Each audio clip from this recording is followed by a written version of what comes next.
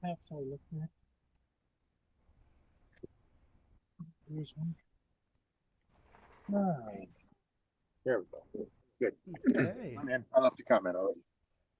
Well, if you're just now logging in, um, you are watching the 140th Global Star Party with the theme of alignment.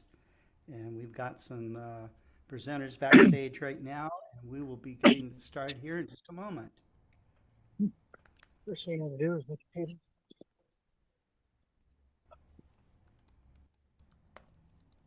Remember how to do these, right? And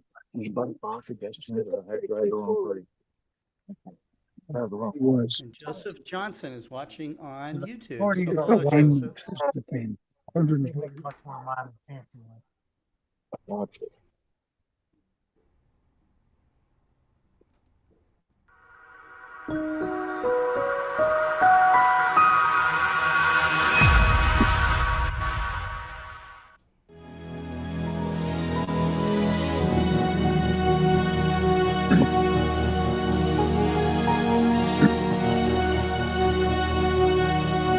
This is a visualization of the Juno spacecraft meeting up with Jupiter. Our party stretching out. The alignments that are done at NASA JPL with the spacecraft are just unbelievable. The gravity assists and all the strategy and mathematics and everything that comes into play with this is just, it's crazy to me.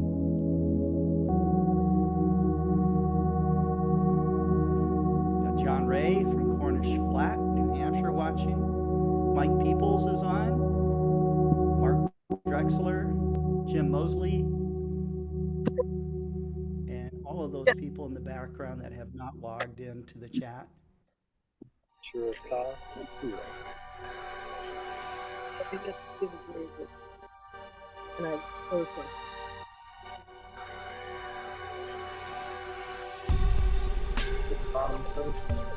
Tommy.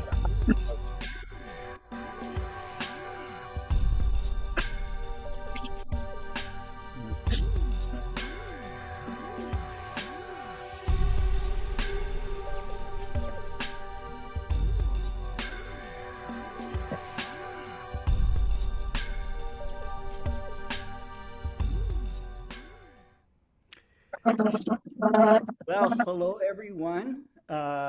With me is David Levy. David, you're out at the Chiricahua Observatory Complex, is that right? Yeah, I am. It's we are here tonight. It's just a beautiful, beautiful night, but I'll let you do all the introductions first and then I'll go on briefly. Sure, sure.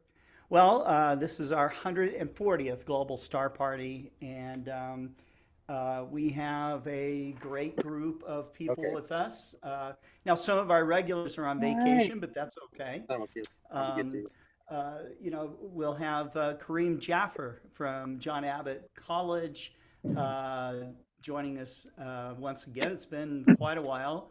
Kareem Jaffer, Professor Kareem Jaffer, is also one of the big outreach coordinators for the Royal Astronomical Society of Canada Montreal Center, which is where David Levy hails from as well, originally. Russ Brick will be on with us from the Southern Cross Astronomical Society, talking about the Winter Star Party. We've got Terry Mann, the secretary of the Astronomical League, talking about programs that the league has with their aligning with the league's presentation. Ron Breacher, who's called the Astro Doc, will be on with us, and he's going to cover alignment in astrophotography. Robert Reeves, our lunar expert, will be on with his postcards from the Moon series. This one is titled Lunar Alignments. We have the young Naveen Kumar, which will be coming on, Marcelo Souza from Brazil, and Adrian Bradley with his Chasing Dark Skies. And I'll turn it over to you, David, and then we'll get started. It's all yours, David. Well, thank you. Thank you, Dr. Roberts. And this is Dr. Roberts. David Is that an Shakespeare. honorary? Thank you. And this is David Shakespeare. And we're That's going right. to have our presentation tonight. Unfortunately, I won't be able to stay with you too long tonight because the sky here, as you can see, is absolutely gorgeous. And I'd like to make some introductions of my own tonight. First of all, we have David Rossiter. Hello, everybody. Welcome to Hey, the David. Astronomy Complex. And in addition to that, we have Ed Gunther. Good evening, everybody. Clear skies. And we also have Wendy Gordon. I'm just going to go over here so you can see her. Wendy Gordon, the great historian at SUNY Plattsburgh. Hi, everybody. Hi, Okay, Wendy. we are here. And for my poetic poem tonight, I'm going to introduce you to Samuel Taylor Coleridge, who knows all about eclipses. And he wrote a poem called Alignment. And the problem is that I left the poem at home. I was going to quote the entire thing to you tonight, and I think I have it here to quote the entire poem on, about the rhyme of the ancient mariner.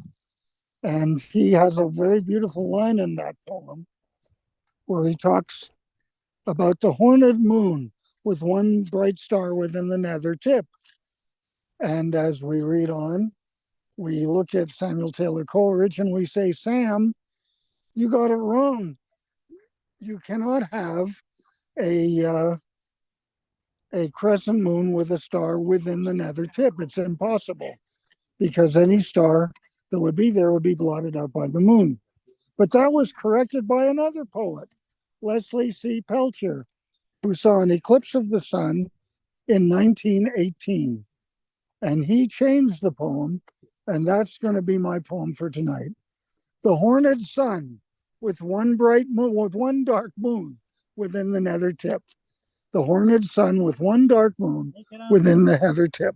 And on that correction of the rhyme of the ancient mariner, it's called the rhyme of the modern sun. We go back to alignment and Scotty. Thank you very much, and back to you. Okay. All right. Well, David, you guys have a great time out there in those dark Arizona skies, and hope you guys see some fantastic sights out there. Well, That'd be thank you great. very much, Scotty. And we'll be back next week. Okay, we'll see you next week. Okay, thanks, David. Well, we will get started going up to, I think it's a pretty cold Canadian winter night. It's cold here in Arkansas. We had snow here today. But our next speaker is Professor Kareem Jaffer. As I mentioned, he is from the John Abbott College, teaches astronomy there, and he is a very active participant in the Royal Astronomical Society of Canada's Montreal Center. So, Kareem, thank you for coming on to the 140th Global Star Party. It's a great way to kick off our year. This is our, I think it's our fourth year of Global Star Parties. So, Exactly. I was trying to remember, and my first introduction to Global Star Party was GSP 28 when you did the Great Conjunction, talking about alignment. oh, that's right. That's Yeah, right. my And daughter was with on that that one. We one. actually went around the world. We had to log in. I think it was 4 or 5 separate times because we couldn't stream. You know, the social media platforms wouldn't let us stream so many. They wouldn't let us do a 24-hour stream. So I remember. we And had to David break it stayed up. on for pretty much that entire time. I think for that Yeah, whole thing. I'm still recovering from that. He's still And I would recovering. like to That's add my right. introduction. Okay. Oh, he muted himself. Oh, David, you're You are muted at the muted. moment. You are muted, David. There we He go. is, There we go.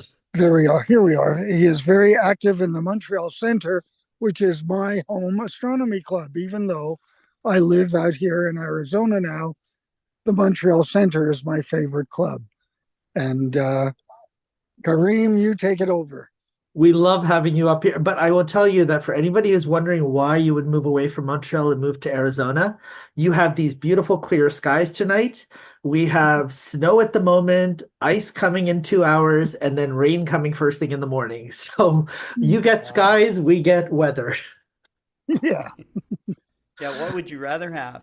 Exactly. I mean, we're talking about getting prepared for the total solar eclipse, which passes through Montreal. It's the first time we're getting a total solar eclipse since the 1930s. And the next time Wow. we get one in Montreal is 2106. But the odds of a clear sky are so low, but we still, I mean, you can't miss it, because if it's actually coming through your backyard, how dare you go somewhere else, right? How dare you go someplace else? Of course, Exactly. most of our more avid members are going somewhere else for a better chance at clear skies. They're going to be joining the RASC and the Astronomical League down in Texas and in other places along the path of totality. And we're just Right. hoping for clear skies up here for that one. So it is Great. lovely to be back with everyone on the Global Star Parties. It has been a short hiatus. Unfortunately, work has just it's been insane. And I was telling Scott, we've had a lot happening here in the RASC for the last year, and in the Montreal Center, and in Montreal at the education fields. If you've been watching the news, you've kept abreast of it. So it's nice to just come back and talk astronomy. And so I thought, with the theme of alignment, I wanted to talk a little bit about aligning with modern astronomy when you're teaching an intro astronomy course, because that's one of the things that I really try to showcase within my course, is how modern techniques and modern resources and tools are accessible to the beginner, to the student, to the general public. Part of it is through my outreach, and you're going to see the dividends paying off from my work with the RASC, from my work with the Astronomical League and with Explore Alliance, and my work with Space Oddities as well. And just as I've been missing the Global Star Parties, I've actually been missing the Space Oddities show. And just today, when they came back from their New Year's break, they revealed that we've reached 1,000 subscribers for Space Oddities. We've reached over 60,000 views. And so the weekly show, based out of the United Kingdom and Europe, is really just starting to take off. And so if you were not a fan, or if you don't know Space Oddities Live, please visit us on YouTube. If you don't know RASC Montreal, please visit us at our website or on YouTube. And we always start off with a land and sky and cultural acknowledgement, because we feel that it's important to acknowledge that not only are we on unceded Indigenous lands here in the Montreal area and everywhere in North America except on the reservations, we're also sharing the sky with all of the cultures across the world and all of the ancestors that have come before us. And we can see that when we look out at any of the objects that we see in the night sky, they have a story to be told. So right now we are in the waning chief moon. The chief moon is what it's called by the Mi'kmaq Indians and by several of the other First Nations tribes. They refer to it as a chief or a spiritual moon because in the wintertime, since the northern hemisphere is tilted away from the sun, the moon rises to its highest altitudes throughout the year. And it is up for the longest time because we have our longest nights. So the full chief moon this year, which fell right around Christmas Day on Boxing Day, was just a gorgeous full moon that kind of kept the entire night shining brightly and really did kind of give that mystic, that spiritual aspect to the night sky. And if we're out at night in the wintertime, of course, our attention is drawn towards Orion. And Orion, in a lot of the First Nation star stories, it's tied into the idea of winter coming as soon as this is above the horizon at sunset. And in the Ojibwe star stories, it's referred to as winter maker because at the start of the fall, when the crispiness starts to come, you see Aldebaran, you see the Pleiades up above the horizon at sunset, and you know winter's on its way. But as soon as all of winter maker is above the horizon, you know that you now have winter throughout the next few months, so you have to be prepared for it. And I always love talking about Orion in the wintertime because it's one of those constellations where you can see so much if you examine it with your naked eye, if you examine it with binoculars or a small telescope, or if you take instrumentation and you image it over hours and hours and hours. And David Eicher recently shared a gorgeous picture of the entire Orion complex with the loop, with the amazing nebulae that are there, and the amount of dust and gas that can be seen in that region. And we can see that with the fuzziness of M42 Orion Nebula. So one of the ways in which I try to bring modern astronomy into my intro astronomy course is at the stage where we are talking about the formation of our solar system. I show the analog to the solar systems the star systems that we see forming in the Orion Nebula, which we are studying both with Hubble and other instrumentation in the past, and now with the James Webb Space Telescope. But you can examine a lot of this nebulosity yourself with simple techniques. So what I share with them is a set of images taken from the old RASC robotic telescope that we used to have in California. And we did RGB imaging, just a couple of minutes on each filter. And then I showcased to the students how to use something as simple as GIMP to try to draw out these details. And I don't try to bias the way in which they draw out the details. I show them levels, I show them curves, I show them exposure, brightness, contrast, shadows, highlights, a few of these tools. And then I let them determine where they find the most important parts of this nebula. And so some of them will really try to focus on keeping the trapezium, keeping those stars visible, even to the detriment of trying to do all three of these RGB images fully, and they'll try to kind of really focus on just one. Or some may decide that they want to show the extreme differences in where the brightness comes from these three different filters. And when doing so, they may blow out the center, but look at the amount of structure in the nebulosity that you see all around this beautiful nebula. And then you'll have some students who really kind of focus and try to work very hard on trying not to lose either of these aspects. And they try to capture as much of the nebula as they can in as close to a true color image as they can by trying to do the same level of processing in all three of these filtered images. This is their introduction to astro image processing. And I try to show them that working with images is not something that's left to just professionals, but it's something that all hobbyists have access to. Now, we lost the RASC robotic telescope at the start of 2023 for various reasons. And so I was worried about this fall's astronomy class because one of the things I try to do is active research projects. And I didn't have a way to take new photometry measurements of exoplanets, for example, which is one of the things we were trying to do with the RASC robotic telescope in the past. I was able to use some other remote telescopes to get archival data for image processing, but it worried me that I wouldn't be able to do the photometry. Thankfully, through Scott and through the Explore Alliance and these global star parties, I had connected with Jerry Hubble at the MSRO, the Mark Slade Remote Observatory. And so when I reached out to Jerry and to Myron, who runs the MSRO, they were able to quickly help my students get set up with possible observing nights from Virginia. And we were able to get exoplanet transit data. And we've been working with them to try to work through a few issues that we had with the autoguider and with some of the cables that they were observing. But now it looks like for next year, we're going to have some nice crisp transits. And we even have my daughter right now working on a science fair project with them, which is amazing.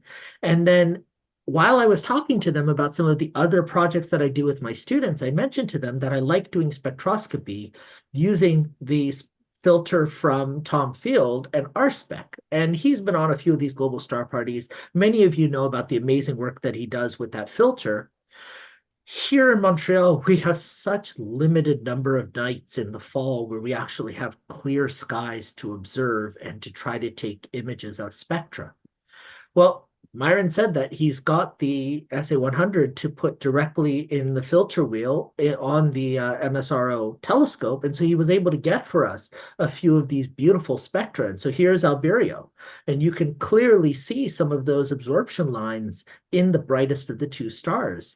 And you can see the difference in the color balance, even just in these grayscale cooled images.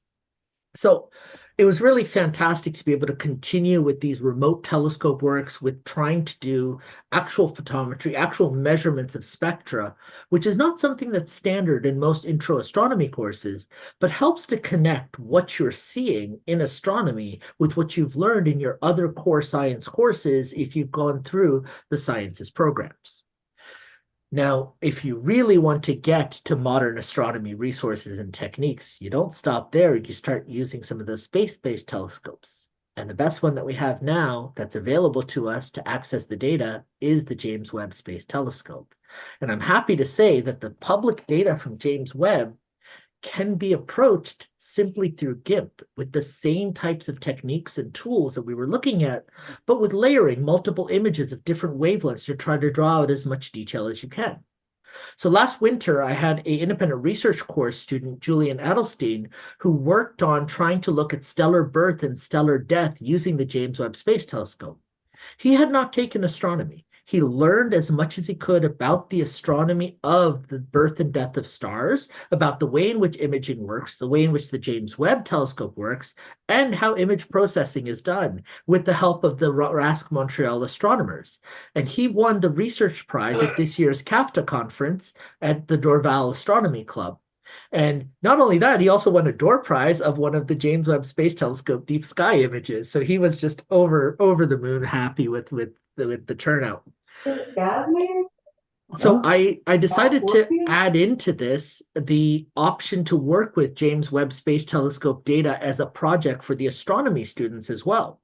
And one of the students, Lucas, actually sent me their first image that they're so proud. I love this image. This is, of course, the Eagle Nebula. This is processed from 3 infrared images from the James Webb Space Telescope. They did an incredible job drawing out the detail. You can clearly see the 6 diffraction spikes. You can see this is James Webb data.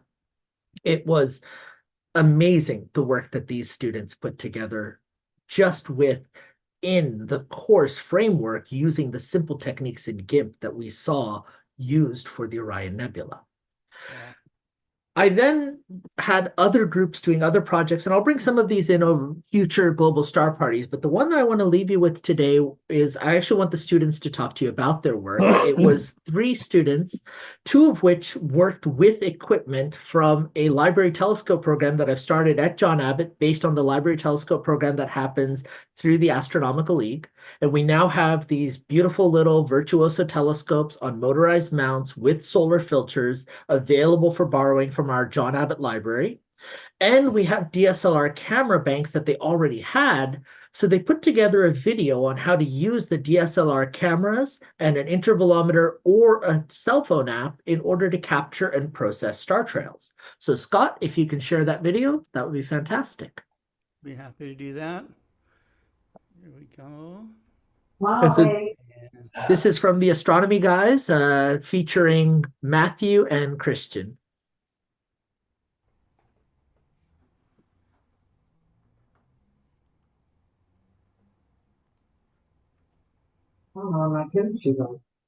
Hey, what's going on, guys? It's Matthew here again with another video for the astronomy guys. Today we're going to explain to you guys how you can image star trails at night using equipment that's readily available for you for rent to borrow at the John Abbott Library.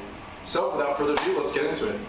So what is a star trail? A star trail is a type of photography which uses the images of the stars to create patterns using long exposure and various other settings. So we're going to show you guys how to do today is set up a camera, a DSLR camera, with a tripod and using some fancy stuff here which we'll explain over here to get the best images for the night sky. Alright, so what are we going to need?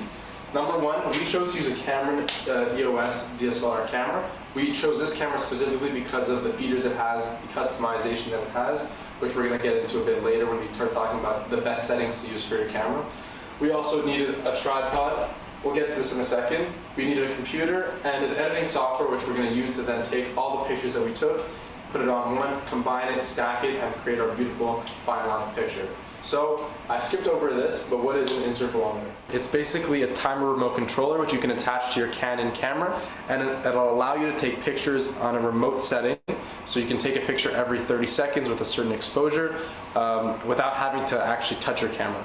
If you don't have access to that, you can use the free Canon app. Next up, we're going to show you guys what is required, or what are the steps that you need to follow in order to get the best shots possible. Starting with number one, setting up the camera. We'll show you guys how to get the best possible settings to get the best shots, and we'll show you guys how to set up the intervalometer if you have one. Then we're going to head outside. We're going to identify Polaris, the North Star, and we're going to take some beautiful shots of that. You'll observe that in order to get a perfect star trail of 360 degrees, we would have to be outside for 24 hours, but we'll show you guys that you don't have to do that.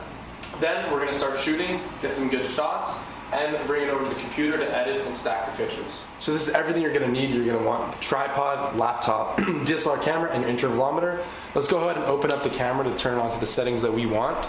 So make sure it's set to manual mode so you can customize everything you want. Make sure that the shutter speed is set to bulb, so the exposure will stay on the entire time, which is going to be helpful for our intervalometer. Then we're going to want to set the aperture to around 5.6, and you can keep the ISO at auto, and this should give you a pretty good shot. Make sure to set your shooting mode to single shooting, and we'll go ahead and take a look at the intervalometer. So go ahead and turn it on. Step one, as you can see in the top, we have the selection screen over here. The timer is not really important. The bulb is important. It's going to be our exposure. So we're going to want to turn that on to about 10 seconds. Then we're going to want to put our interval on. So this is going to be how often it's going to take a picture after the previous one. So we'll say a 10-second delay. Lastly, how many pictures are we going to want to take? We could set this as high as you want. Let's say 10 or 8. And you go put it down, and when you're ready, you're gonna hit start, and we'll go see you guys outside. All right, guys, so now we're outside, and we have a beautiful, clear winter night. Over here, we have Polaris, the North Star. It might be hard to see for you guys. There's a bit of clouds in the way, but using our app Skyview Light, we were able to identify features in the sky, and we're gonna be looking at the Orion Nebula today, which is just positioned right over there, about eastward. So now, if you head over here, we have our intervalometer set up, just like this, right over here. We have the settings the way we want them, and we could test it by taking a little picture, like that. So see, we have the exposure on for about 10 seconds. That's what it's gonna look like in the final video, in the final picture. So let's see what that looks like. So now that we know that our test picture is good, we can use the intervalometer right over here and set it to auto mode. So now it's going to count down a timer of 10 seconds, and then after 10 seconds, once the picture is taken, it'll wait for an interval of 10 seconds and then continue the process. So if you guys do not have an intervalometer, that's no problem too, because you can download the app, either the Canon app, the Nikon app, or the Sony app, and then pair it to the camera right just like this. And then what you can do is you can set it up in the same settings that we had, but now it's going to connect via Bluetooth. So when you're ready, you take a picture. It's going to do the same process. It's going to count down as long as you want the exposure to be. So let's say, just like before, we're going to do about 10 seconds. Once you've gotten to 10 seconds, you can hit stop. It'll take the picture, and just like that, you have a picture of the night sky. So we have our pictures now, a few of them, and let's take a look at the settings that we're using tonight. So right now we're using the manual mode with the automatic focus. We found that it was a bit easier for beginners. We're on the bulb setting, which keeps the exposure open for as long as it needs to be, so for about 10 seconds for us. We have the aperture set to about 8 and the ISO at 800, and this is the settings that we found. 1. We're going to be batch imaging all of the pictures that we took from the last video when we left the camera out for like 15 minutes. So, to edit multiple pictures at the same time, with GIMP, you are going to have to download a plugin called BIMP, which stands for Batch Image Manipulation Plugin. It's right here. It's a very simple download. You just gotta go online, search out BIMP. Not very difficult. I've already got it open here, and to make the video a little bit smoother, I've already got my edits done, and I'm going to show you guys how to bring in the pictures, bring in your input pictures, set up your output folder, and get some crispy looking night sky pictures, guys. Okay? Now, First thing we're going to do, add images. I'm going to add a little folder here. So I'm going to be using this folder that I called raw cam pics. Add. Beautiful. You can see the picture right here. And you can also see what it's going to look like. There we go. Now you see there's quite a big difference. You can see a lot more stars, there's more contrast, and I'll show you how to get this in a second. Well, actually, first of all, I'm just going to show you, I'm going to set up my output folder right here so that the pictures actually go somewhere. So I've got my output folder ready and edited pics, and right now it's empty, but it's not going to be empty soon. So first thing we changed was the color correction. This is basically just the brightness and contrast. We upped the contrast and we kept the brightness at a relatively nice level. And okay, next thing we did is the shadows. So we adjusted the shadows. The only thing we really changed here is we shifted the white point up, and that's gonna bring out a lot of the colors, and it's gonna like make everything just look a lot more crisp. You know, it's gonna add that sauce. You know what I'm saying? Same thing again. Now we took that same procedure, but now we're just changing the exposure of the highlights. So we want the highlights to be more exposed, right? We want like little things that are bright, like with our stars. We want them to be more bright, more exposed. So we pump that up, and we also expose the shadows. Once again, just bringing out some of the qualities in the pictures, you know, because there's a lot of information in the camera that you don't really see until you bring it out. Last thing we did is we just added some hue saturation. So we just saturated it a little bit.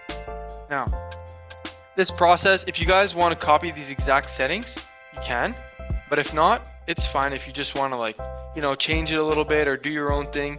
It's a very creative process, and it's about bringing out what you want in the picture. So depending on if you're taking a picture of a galaxy, a nebula, the night sky, whether you're taking a picture with your DSLR camera like we did, or with your phone, you know, your editing is going to change. So now let's just apply. All right, guys, once it is all exported to our little file here called edited pics, I've already got it open right here. We can see that there's so much detail, and you can see so many more stars. And this is just beautiful, guys. Let's take a second to just look at this. And it's amazing how these pictures were only taken like 20 seconds apart, and you can see how much the guy moves already. Give it a second to render. Boom, look at that. Wow.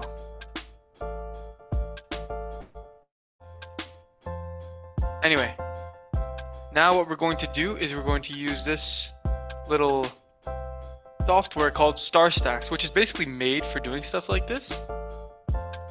Made for making star trails. So we're going to go here, grab all of our folders, downloads, edited pics, put them in order, Control A, and just drop them in here. And you can see we've got all these pictures in here. Got all these pictures in here, ready to go. Now all we have to do is go to settings. It's going to be in gap filling mode. This is very important, gap filling mode, because we want to make sure that the software knows to fill in the gaps if there are any, to make those nice clear lines that you see. All right. So now that we have that, the other settings you can leave them on auto. We're just going to go on. Boom. Start processing.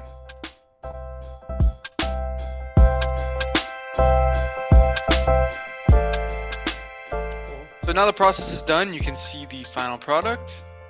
Now, if you want, you can take this image and go back into GIMP and keep editing it to get what you want.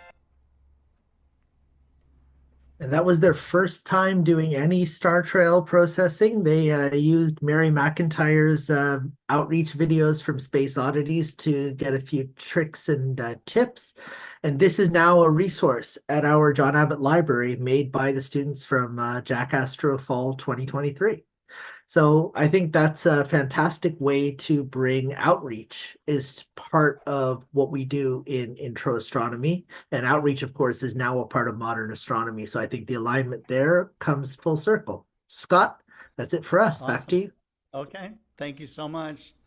Kareem, looking forward to learning more about what's going on with RASC Youth, and it's been a while, so feel free to, you have in the past invited people from the club to come on, and I Yep. think it'd be fun to have some of them give some live presentations. As soon as they found out I was coming on, a few of them volunteered to come and do stuff over the next few months. So that's fun. And Matthew actually wanted to come tonight, but he's busy working. Oh. So he said, can you share the video on my behalf? And I said, absolutely. Excellent. Okay. All right. Well, thanks very much, and take care, Kareem. Thanks, Scott. Yep. Okay. So we are getting ready for the Winter Star Party that gets kicked off here this February. And it is a place that you want to go. It should be on your bucket list if you're an amateur astronomer, because up here in the Northern Hemisphere, it's getting pretty darn cold. Kareem was sharing with us that he has a friend that is experiencing something like minus 55 C temperatures up there. So, I mean, it's brutally cold. Here, even in Arkansas, in what's called the Sun Belt, we had snow flurries this morning, and we're pelted by ice, and so anyhow, and I think we're expecting more wintry weather. So, but if you go to the Winter Star Party in February, it's not uncommon to have t-shirt and shorts weather in 80-degree temperatures. So, Oh yeah. but I'll let Russ Brick come on and talk all about it. It's all yours, Russ. Oh, thanks, Scott. Well, my name is Russ Brick. I'm the president of Southern Cross Astronomical Society. We host the Winter Star Party held on Scout Key in the Florida Keys every February. This year we'll be on from Monday, February 5th until Saturday, February 10th, I guess, 11th. We have a good lineup. We're hoping to see some really nice weather because we have some cold fronts coming through now. And usually when a cold front comes through, right afterwards, we have some nice clear skies. We have a nice lineup of vendors this year. Surprisingly, we have some people coming back on disc mounts. Of course, Scott will be there with us, Explore Scientific. Pentex eyepieces. I don't know if you've heard of Starfield Optics or Benro Polaris Astro. Astronomy shop. Tony Costanzo will be down there doing some repairs and, helping out anybody with their LX200s. Gary Hand is supposed to come down with some choice pieces of equipment to offer. Okay. And we have a first-time visitor coming over from England, Nottingham Precision Astro Engineering, NPay, Dave Saris. He's coming to the Winter Star Party for the first time this year. Mm-hmm. Of course, Wonderful. we'll have some good manufacturer reps. Hopefully Yuri will be coming, but Tech will be there to support their products. And also, of course, Scott. And There? yep, Scott will be there.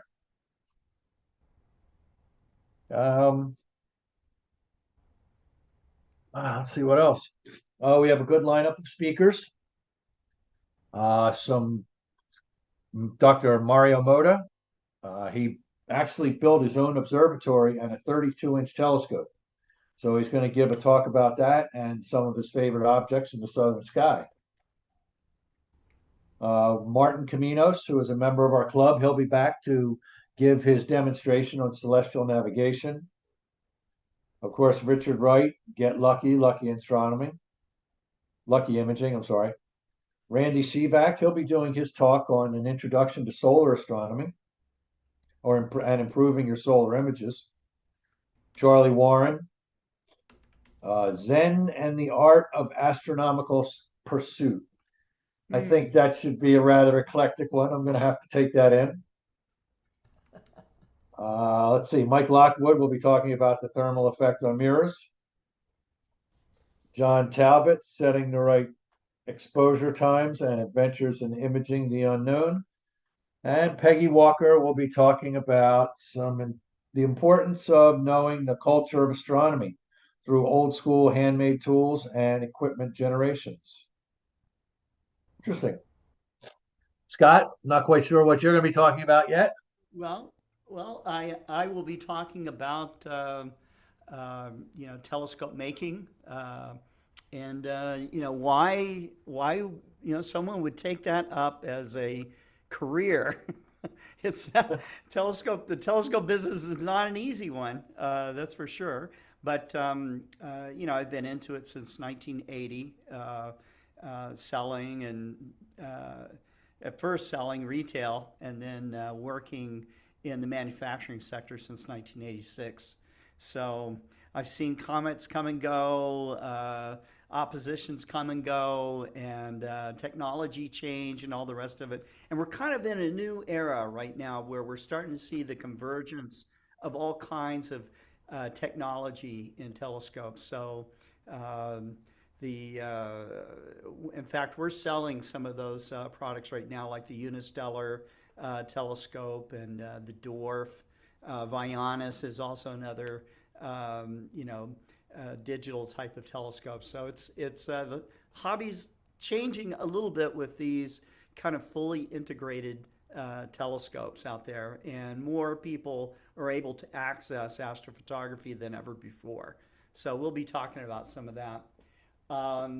But we should also talk about, of course, we talked about the warm weather. That's down at the Winter Star Party. And before, you've talked about some of the stuff that you can see from that southern position, like Omega Centauri and Eta Carina. That's Eta the big one. Carina, Come down right? and This see is Eta stuff Carina and the Southern Cross. right? It's This is stuff amazing. normally go to the southern hemisphere to go see, right? So, Yeah. but you're pretty far down south. How about the accommodations at Winter Star Party? What can, if you've never been, Well, um, the Star Party is held on two camps down on West Summerlin Key or Scout Key. Camp Sawyer, which is the Boy Scouts, and Camp Wasumke, which is the Girl Scout camp. Traditionally, the Star Party had always been held on the Girl Scout camp until I guess it was Hurricane Ian, I think, or not Ian, the one before that, that did really the most damage to the property. oh yeah, yeah, Piled tons and tons of sand, rearranged everything, destroyed the chickees. It has grown back pretty well. Several storms since have, eroded a lot of the berm. It's definitely not the same property on the eastern side. But the western side, where we usually have Mickey's Kitchen and the vendor area, that's right. still pretty well intact. I mean, I was really Yeah, surprised. it's pretty much the same. That's right. The Boy Scout camp, now let me digress a little. All of the facilities were destroyed in the hurricane at the Girl Scout camp. So there's no bathrooms and there's no showers. On that Now we side. use the facilities on Camp Sawyer. And they have 10 showers and 10 bathrooms, and it's very well kept. It's a very clean facility. They also have what they call glam tents, and these are metal structure, heavy duty canvas tents that they use that can sleep between 3 to 5 to 7, even 9 people, depending on how they configure it. 10 people. They're so sturdy and so well made that they're actually air conditioned as well. And the Boy Scouts, well, we call it Air glamping. conditioning. They're glam tents. Yeah. That's an option for Camp Sawyer. There will also be tent camping on Camp Sawyer as well. One thing about the Boy Scout camp is there's no vehicle traffic permitted outside or out on the field. So it's not like over in the Girl Scout camp where you can just drive up to where your campsite is. They do allow us to roll out, unload, and then return your vehicle to the parking lot, and then set up your camp. which is a big bonus because the first couple years, or actually the first year, they didn't allow us any vehicles at all, and everybody had to bring their stuff out in wheelbarrows. It was quite challenging. Wheelbarrows. Yeah, wheelbarrows. It was quite Wow. challenging. Uh-huh. Uh-huh. But What other kinds of rules are there at Winter Star Party? well, we don't allow any pets unless they are registered service dogs, and of course, they have to have current papers and they have to have current shot records. The other rules are that, of course, as with any star party, there's no white lights. There's no vehicle traffic either on the Girl Scout camp or Boy Scout camp after sundown until sunrise. That's a good thing. If you have your trailer needs to be red light safe. And of course, your red light flashlight. Yeah. Other So than no that, white lights. the astronomy community is really pretty well behaved. We don't really have to do too much to enforce the rule of law, so to speak. It's a very, very friendly, accommodating experience. Is it safe there? I mean, you have, I think you always keep security Yes, nearby. we have a police officer at the gate 24 hours a day. Mhm. And on the Boy Scout camp, we man the gate during the daytime, and then the gate is locked after sunset. So there's no one can come in. Right. And is this a family-friendly kind of event? I Absolutely. remember We seeing welcome lots children of to come kids. back. For the longest Mhm. time, actually before a couple years before COVID, it started to slow down a little. But we always had a program for the kids called the Yackers. And we had all sorts of activities for them to do and projects. They had their own telescopes and eyepieces. It was outstanding. But slowly but surely, children have, I think, left astronomy. I don't know. I Hmm. can't explain it. Hmm. Well, now, you talked about the speakers and all the rest of it, and I've been to Winter Star Party many times. There's a lot of advanced amateur astronomers there, but is it a good place for a beginner to go? Let's say that you're a newbie, you've just got your first telescope, or maybe you don't even have a telescope. Is this a good thing to attend, do you think? Absolutely. We do not put on any airs there at all. Um, Personally, myself, I love it when people come over to look through my telescope. And that's the great thing Hmm. about Winter Star Party. There are so many visual observers and such a huge variety of telescopes that you can spend all night walking around the field and not look through the same telescope. Well, that's probably true. That's probably true. And I've looked through some small telescopes that are very nice, but I've also looked through some huge aperture Newtonians, and that's always a delight from such an incredible viewing site. I know. Well, Mike Lockwood will be down there. I don't know if John Pratt is coming, but Mike will be bringing, I think, a 30 with him. So Okay. 30 inches of aperture under those kind of sky conditions are great. And it can be we didn't talk about how still it can get. oh, the I've skies seen are amazing amazing, down yeah, there. They really are. yes. Yeah, and if you live in some place like near Colorado, for example, near the Rockies, it's really rare that you have any really still nights. There's a lot of disruption in the air as the airflow goes over those mountains. Not so when you're at someplace like the Winter Star Party, because the air is it's just this laminar flow that comes right off the ocean. Right You off can the get ocean. And arc you know second what? or sub-arc It's kind second seeing. it's kind of funny when you're at the Star Party though, because normally in your regular everyday orientation, you're generally pointed north, south, east, and west. Well, when Yeah. you're on the key, when you think you're looking north, you're really looking towards the east. And once you get past, I don't know, I'm gonna say if we went from 0 to I just 80, 90 degrees, once you get past into about around 100 degrees, I suppose, I don't know, Mm-hmm. you see you're into the southern part of the sky and it's out over the jet black ocean. It's Yeah. just awesome until you Yeah. come around to that point where you start to pick up the lights from Big Pine Key. But to the north, it's very dark. Yeah. To the northwest, it's very dark. Yeah. To the south, it's very, very dark. And of course, overhead, well, you've been there, Scott, you know. It's amazing. It's breathtaking. It's breathtaking. So Some I night look it's forward to so seeing bright you out guys there there. that the Milky Way will cast a shadow. And it does sometimes. That's true. That's very true.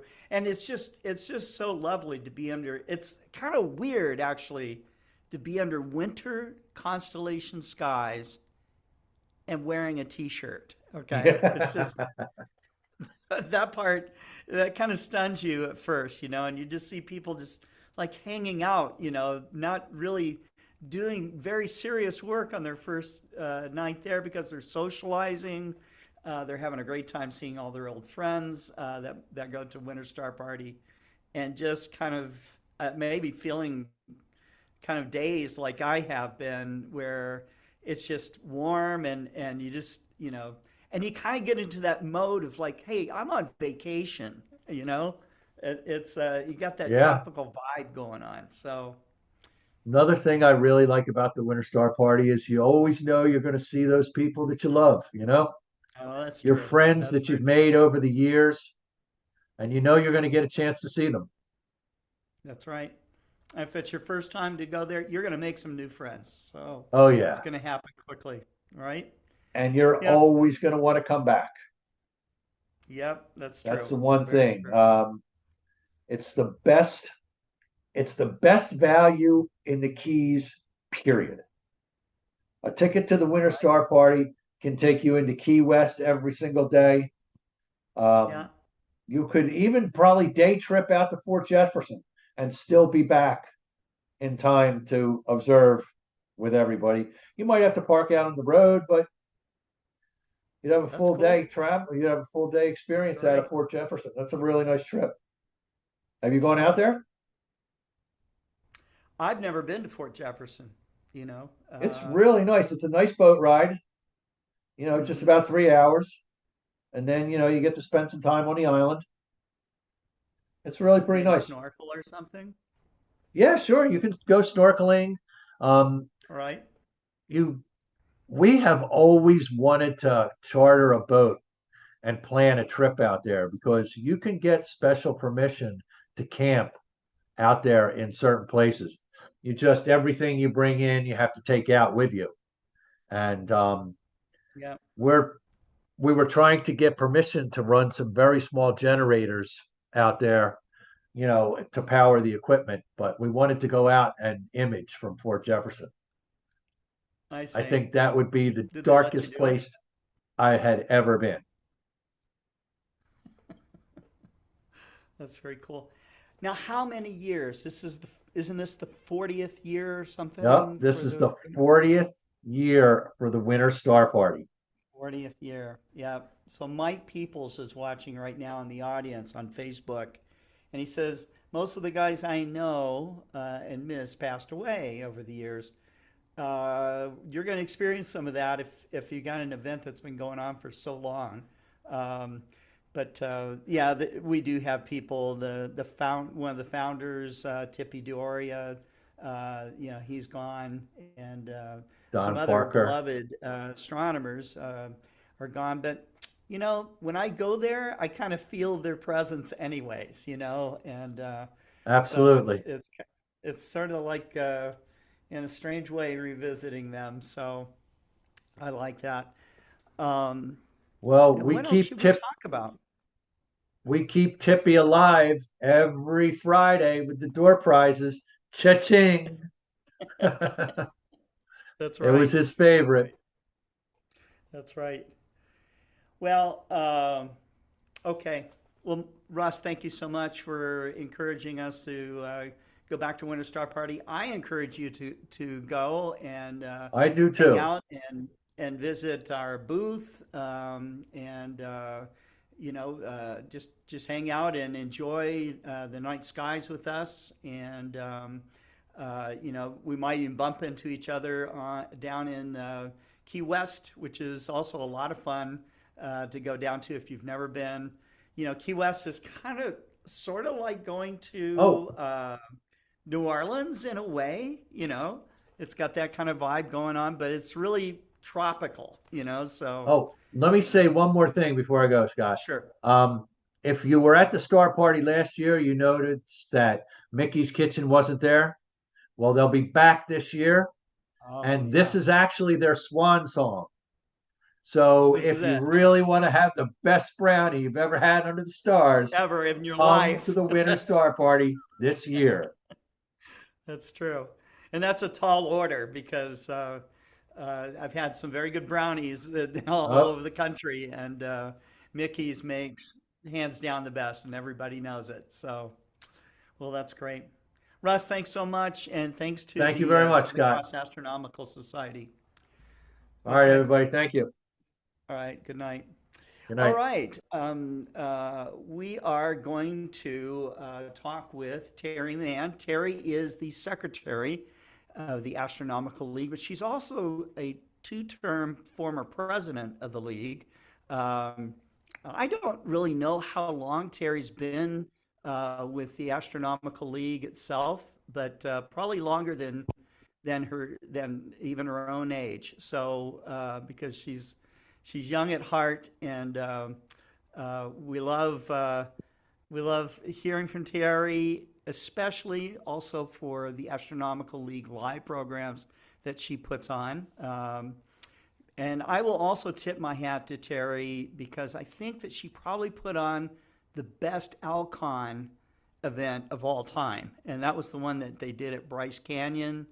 And I think I sometimes hear her grumbling that she's going to do that again. So, but Terry, I'm going to turn it over to you. Thanks for coming on to our 140th Global Star Party. Well, thank you, Scott. Yeah, Lola and I co-chaired the one at Bryce Canyon, and actually we're going to be back at Bryce Canyon in 2025. And that Alcon will be focusing on imaging and visual. All the speakers, that will be the theme of that Alcon.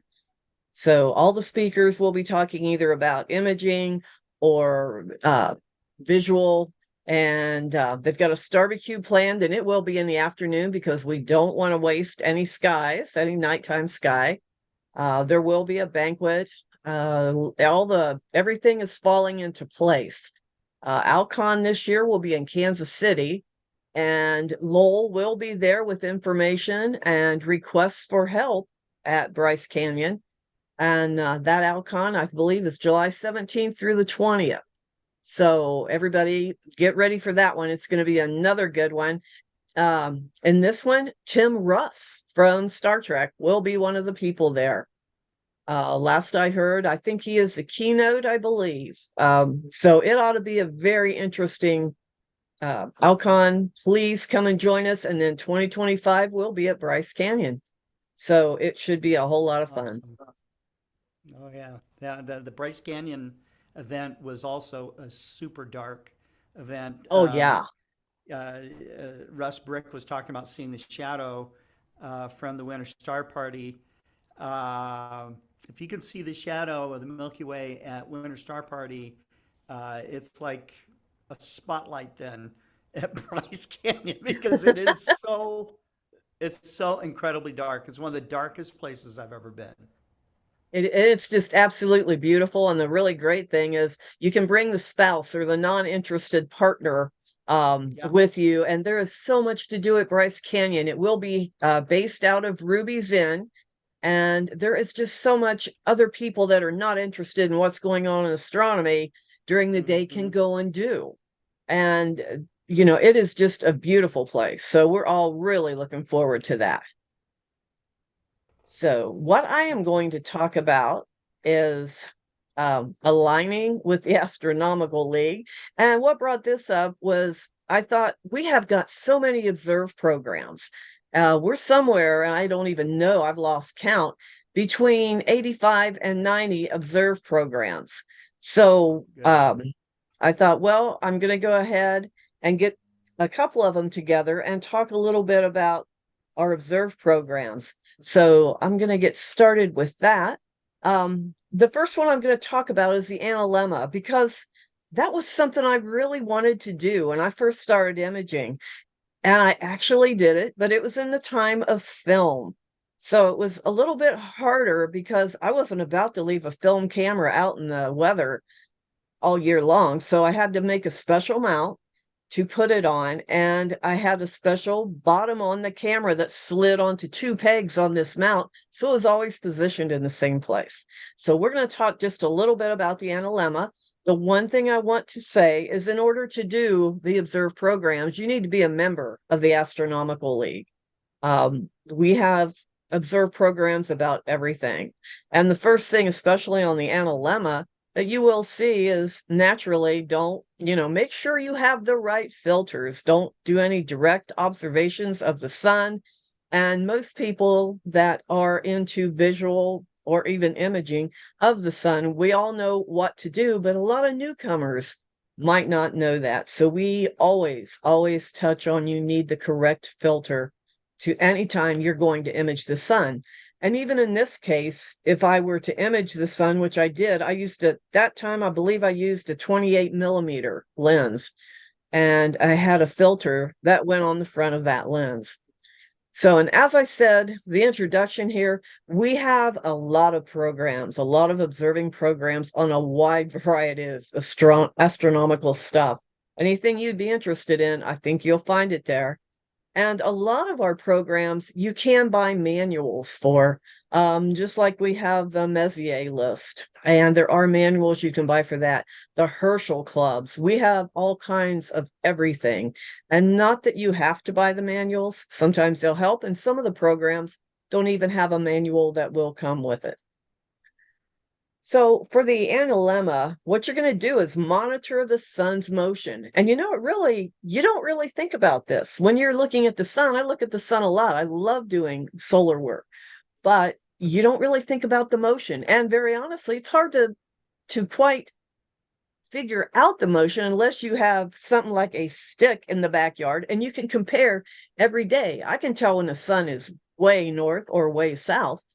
But that process in between, you really don't notice the motion so much. So what you will do with this program is create your own analemma. One way or another, you will either draw it, you will image it, some way or another, you will make an analemma. You'll also calculate latitude, tilt of the Earth, all of this. And you will see on our website, there's information to help you do all of this. The goal of our observing clubs is to help you learn. And it doesn't mean it's going to be really easy and a breeze to go through. You can do beginners ones that are a lot easier than the advanced. The Herschel 400, something like that. You need to be kind of dedicated to what you're doing. And you will learn whatever it is you choose. If you really do this program and complete it, you will learn something, no matter what it is. This program does have a certificate and a pin. So when you get done, you will learn how to log. Believe me, all of these programs, you need to have proof or what you have learned with what you have seen. And so you'll learn how to really keep logs, just like we talked a lot about David Levy and all of his books and everything that he has logged. And just, it is amazing. You will remember everything that you did. And you can go back and look at it, and you will turn it in to the person that is over this observe program. And they will go over that log, and that is how it will be checked, and you will earn your pin and certificate. Now, I think on this one, if I'm not mistaken, we've got like 2 levels where you can take a minimum of 50 observations spread out evenly over a year, which is approximately 1 a week. Or photographically, they want you to do about 100 observations spread out evenly throughout the week. And if you live in a place like I do, you have clouds, as you will see in my image. You have clouds, and there's going to be days that you are just going to miss taking that picture. And this is it. This is a film picture. This is a way back time that I took the analemma from, I believe it was in May of, I forget what year. I was in here in Ohio. And then I put my analemma in the middle. And you can see there are times the exposure wasn't right. I had clouds, but you can still see the motion of the sun. And I did this with over a year with a Pentax K1000 put on a special mount in the yard that I'd made. And once I saw it, and unwinding it, trying to unwind film when it has been in that camera for a year is a real treat too. But you can see here, this is the pin you will earn. Cool. Isn't it? Yeah. And you Yeah. can see their motion depending on where you're at in the world and, how your analemma actually comes out looking. But that was something I always wanted to do. And I came home every day at 3:30. I got off of work at 3. I was home by 3:30 and I was ready to get that camera on the mount, take the picture, every day I did it every 12 days, I believe was my goal. And sometimes I had to adjust that a little bit, but it is really cool when you do this. And now that you can do it digitally, that will make a big difference. It will help a whole lot. Because with film, you never knew if your exposure was right. If you were shooting through some clouds or some thin clouds or heavy clouds, you took your best guess. Maybe it worked, maybe it didn't. And you couldn't pull it out and look at it, had to sit there for a year. But this is an incredible program. And you talk about alignments. This is really cool. You can make your own figure 8 just by watching the sun. The next one I wanted to talk about was the asterism observing program. And, this is fun. This is really fun. I mean, we've got Big Dipper, Summer Triangle, and the number 37 cluster in Orion. I really never thought about that or knew about that until John Nabb talked about it. And I looked at that and I thought, number 37. And if you look at the stars, it looks like 37. It is an incredible thing to see an image. So there are so many asterisms. We have in the southern hemisphere, we've got the northern cross, I forgot the N, and the southern cross, and those are 2 more asterisms. But this is another program that is just a lot of fun because the asterism is something that you can make out of in the sky. It's not the constellation. It's not, okay, here's Cassiopeia. Now here's Sagittarius. Okay, here's Sagittarius. But to me, I see that teapot. And I see the Milky Way streaming out of the teapot. And to me, the Scorpius here and the teapot, and the Big Dipper, everything that we come up with, there are so many asterisms. The coat hanger, beautiful, colorful little coat hanger down at the base of the Northern Cross. Just beautiful. But this time we will not look at constellations. We're going to look at the asterisms, what they look like. Maybe this doesn't look like Sagittarius to me. This looks like a teapot. And so, people kind of relate better to that and it helps them learn the constellations, I think. A quick requirement, it's pretty easy to do. It does have a certificate, and a pin. And you're going to log everything. Date, time, where you're at, sky conditions, equipment, name of the asterism, and a simple sketch. Believe me, you don't have to be an artist to do this. You can just draw a very simple sketch for things like this. Observation requirements, again, you're going to look at the object name, and this is pretty much what will be in your log as you finish with that asterism, all of this information. And if you go to our website and you look under observe, and then you'll have a drop-down menu. It will say observe programs listed alphabetically. It will show you all the programs and it will show you the pin that you can earn with each program. And it really looks pretty cool. And this is the asterism pin. And it is a coat hanger, and that is so beautiful. To me, it's very simple, but it's very beautiful. The stars are just so colorful. And next, we don't want to align with an asteroid observing program, but I thought it was still pretty interesting that, we can learn more about asteroids too. There are 2 levels with this. You earn a certificate and a pin with the 100 or the 100 asteroid requirement, which is gold, or the regular, you'll just earn a certificate. You can do this with a 4-inch telescope for the 25 asteroids required, or the 100 you need a 6-inch. And again, I'm just barely touching on these because there's so much information for each one of these programs. That's why I say go back to the astronomicalleague.org website, and you will find all of this information and a whole lot more. The techniques you're going to use, you're going to just look photometry, timing of asteroid occultations. You will learn a lot about asteroids. And I think there's a great interest in that too. I mean, there's always been an interest in asteroids, and this just looks like a real interesting program to me. Again, the quick view of requirements. You'll use your eyes. You can look at eyepieces. You can use remote telescopes, which are allowed, visual or imaging, just pretty much anything that you can do to make that asteroid clearer.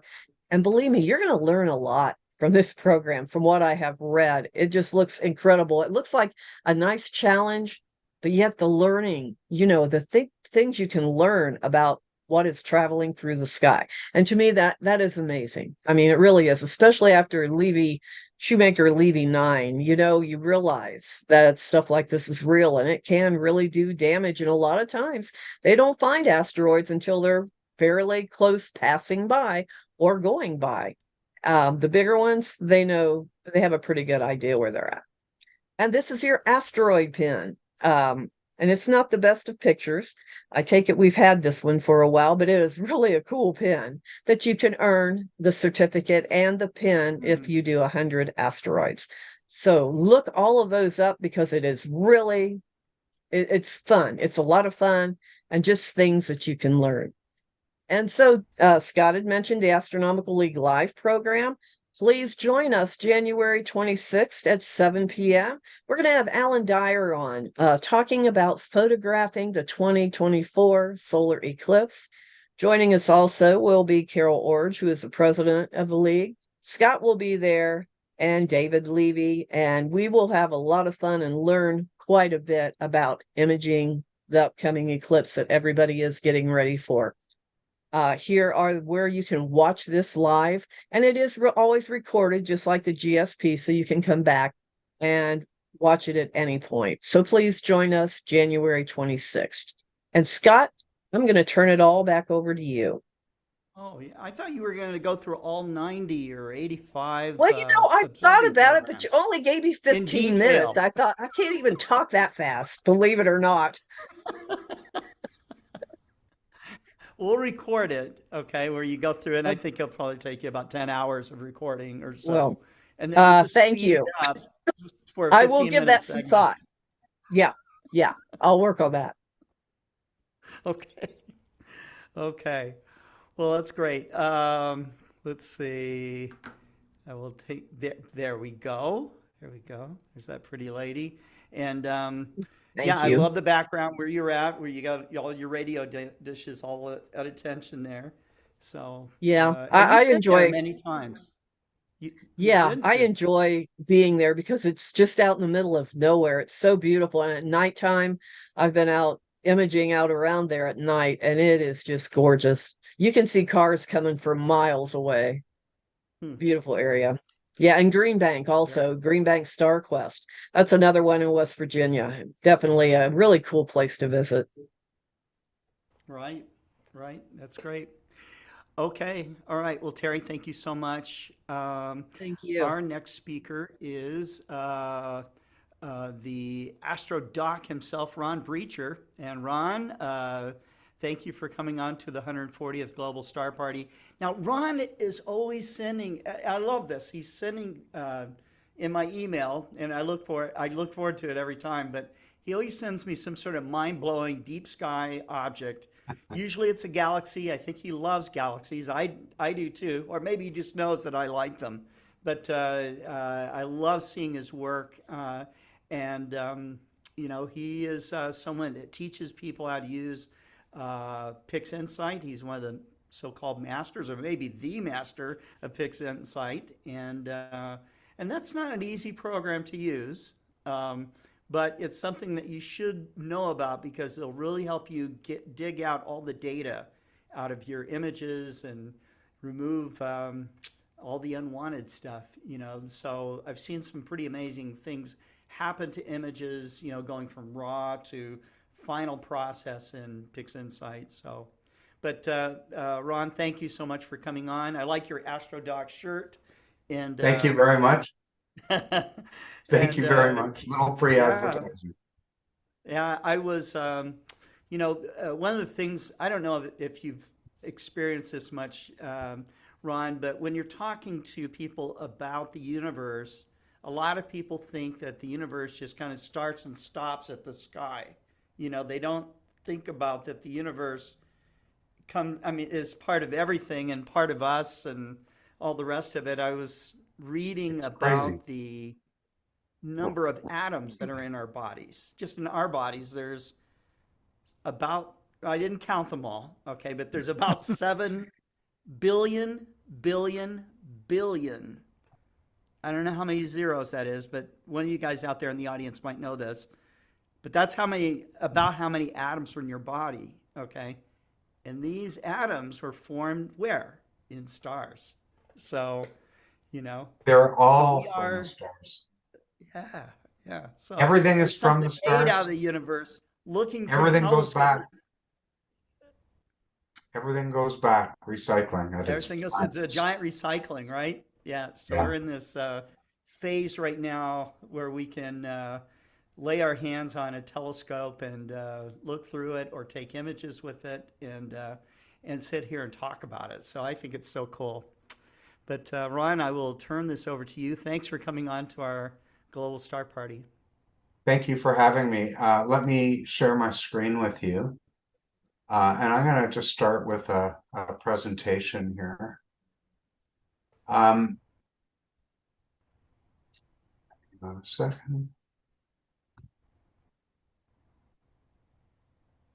There we go. So one of the things that I've liked about all the presentations I hear is everybody's got a different take on alignment in astronomy. Like we just heard Terry Mann talking about aligning with the Astronomical League. And when I was thinking about what to talk about today, I looked back at what I've presented so far, and all of it has been pretty deep sky pictures, the kind that Scott was just describing. And I do love galaxies, but I also, I don't have favorites, I guess. I love whatever I happen to be shooting and processing at the time. But I've only ever talked on the Global Star Party. I've only shown the final result of what I do. And I thought it would be interesting tonight to talk on the more technical side of how alignment comes into astrophotography. And I just really wanted to talk about 3 critical things where alignment is important. And the first one is polar alignment. The second one is collimation. And the third one is star alignment during processing. So I'm going to do this as a flyover. If you're a beginner or intermediate astrophotographer, this is critical that you master some of these techniques. If you're more advanced, I might be able to give you some mathematics and tools that can help you do this even better than you're already doing it. So polar alignment is an absolute must for long exposure deep sky photography, unless you happen to be shooting star trails. If you're shooting star trails, you don't really need to worry about alignment. You're going to get nice arcs. But of course, if you're trying to avoid that, you need to have your telescope work like a big clock that's turning exactly opposite to the Earth and at exactly the same speed. And so you need to align it the way it's shown on this image here. So you can see my telescope is mounted on the Earth somewhere. And the polar axis of the telescope, the axis that the telescope and the counterweight go around, has to be perfectly parallel to the polar axis of the Earth, the axis that the Earth rotates around. You can get pretty close by eye, getting near Polaris if you're in the northern hemisphere. It's a little more challenging in the southern hemisphere. Luckily, there's all kinds of software and tools. One of the most popular, and I've seen it used and it took 2 minutes, was the QHY Pole Master. It's shown on the lower left here. But sometimes you can use a through the mount polar scope or software like I have shown here on the bottom right. So how good is good enough? Don't worry if you don't want to look at the math, you can close your eyes right now. It's not necessary. But I thought this was a good question to ask for the people that are more advanced. How good is good enough? Well, that depends on how much star trailing you're willing to tolerate. So it's all a matter of what you're willing to tolerate.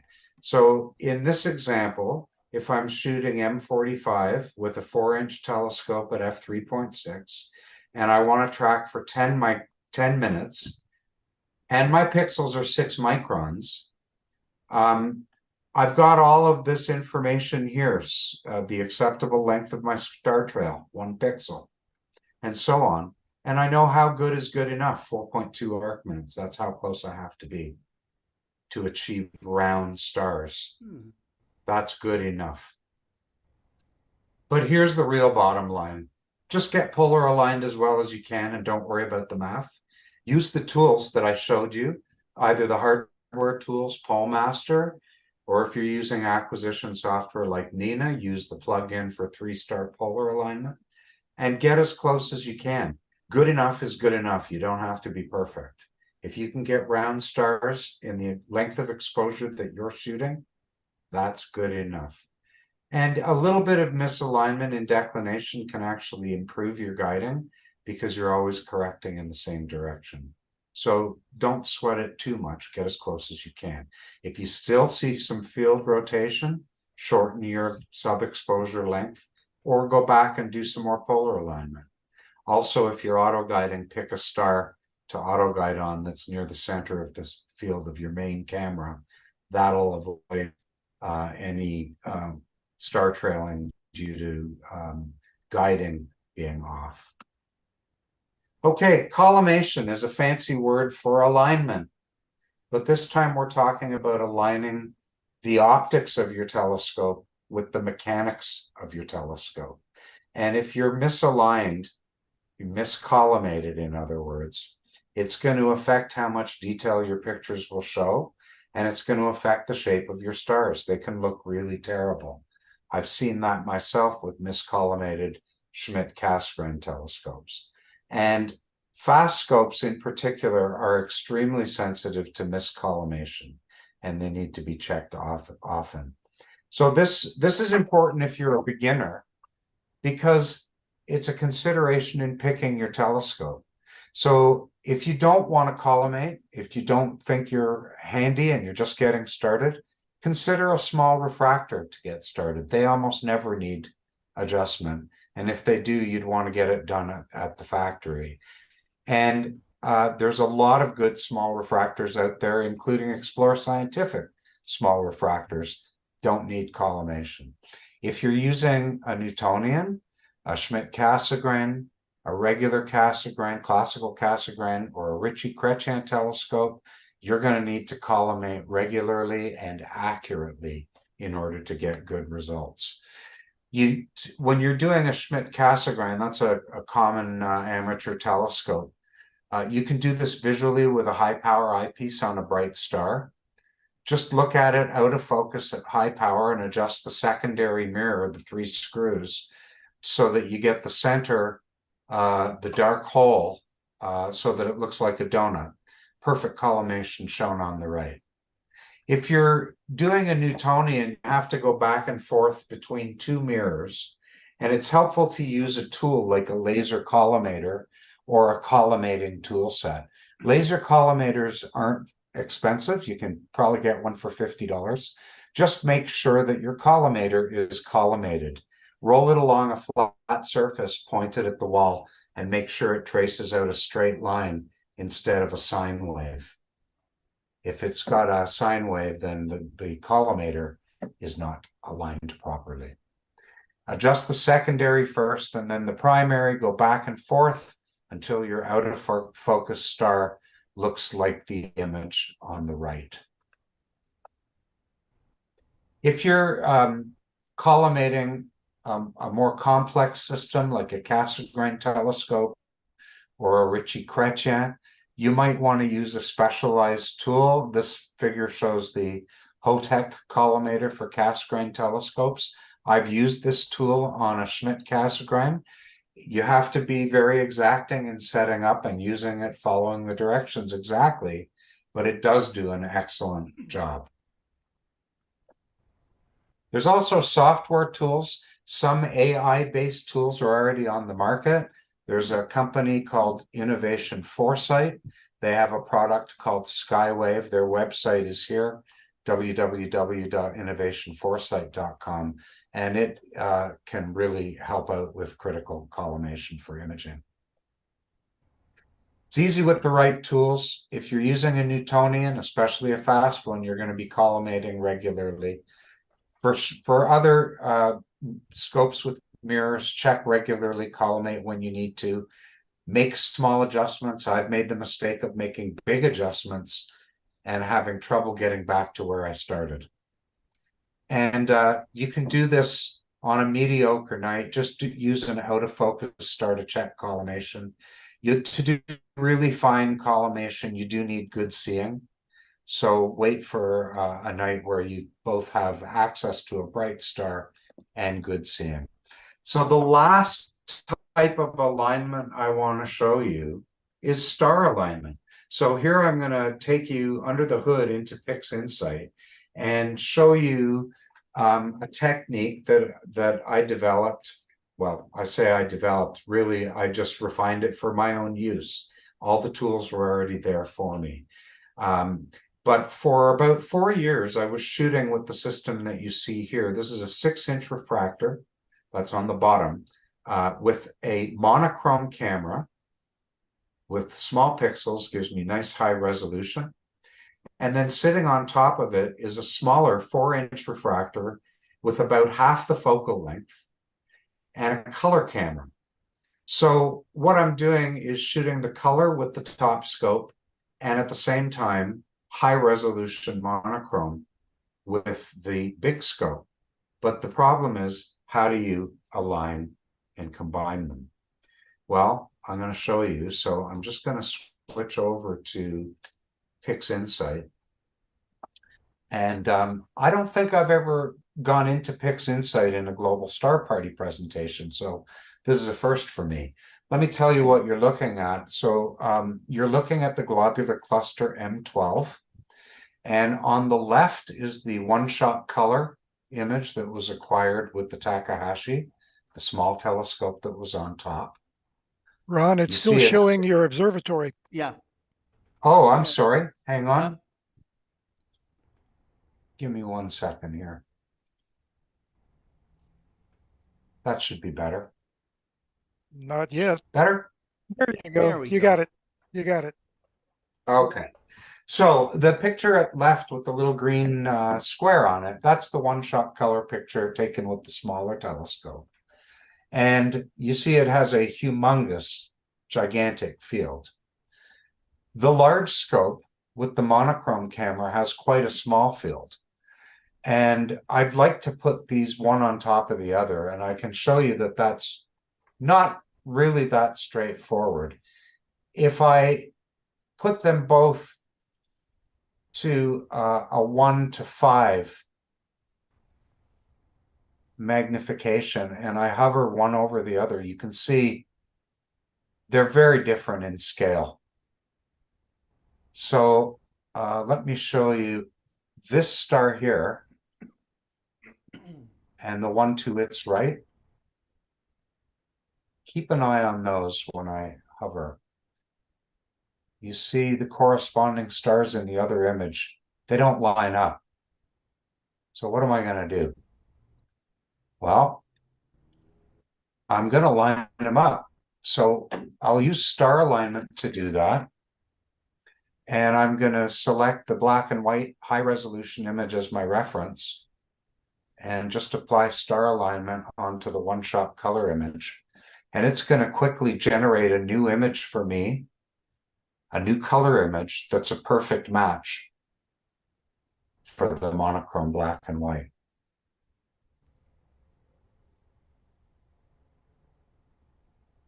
And here it comes. There it is. So I'm going to put the original color image away. And now I'm going to show you both of these images at the same magnification. So I'll just drag this over here. And now I can show you that when I drag one over the other, they align perfectly. Oh, wow. And so now I can do something really cool. This image on the left contains brightness and color information. The image on the right just contains brightness information. I'm going to replace the brightness of the left side image with the brightness from the right side image. And the details of how I do that don't really matter for this presentation.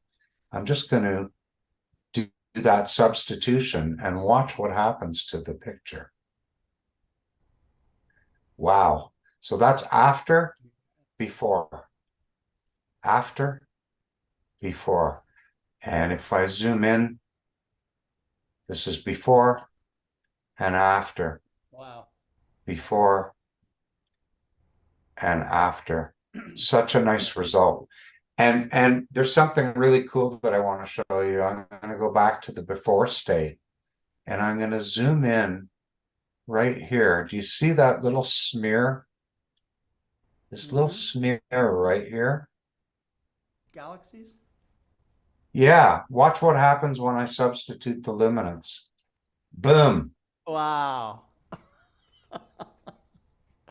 Very cool. And there's more. I mean, there's galaxies throughout this image. There's a little one here. I don't know if you can see it. There's several more towards the bottom. There's one here. And, you know, until I did that substitution, you can barely spot them. But boom. And this little smear right here, in reality, it's a group of 3 stars. They just weren't resolved in the low resolution color. So that is a look under the hood at alignment in astrophotography. So all of those things are necessary to make all those pretty pictures that I like to make. They're fantastic. That's it for me, Scott. Thank you so much. Thank you. So what is your next target that you're going after? I mean, I think you're always doing astrophotography. Yeah, I am. Now the weather's been diabolical. I'm lucky I got to go to the Nightfall Star Party in California, and I had clear nights every night while I was there. But other than that, I've had nothing since October. However, I see. I'll show you, I have to share my screen one more time. Screen. And I'll just open for you something that I'm working on right now. So we need to go into my temporary folder because they're not finalized yet. And these are the 2 images. Oh my goodness. This is IC417, Yeah. also known as the Spider. It's in Auriga. And I've shot this at low resolution before, but I've never shot it with a 14-inch scope like I did here. This is essentially uncropped. This is completely filling the field.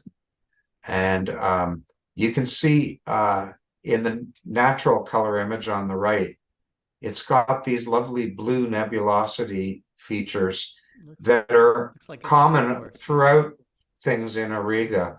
So IC405, the Tadpole Nebula, IC405 is the Flaming Star, has that beautiful purple shock.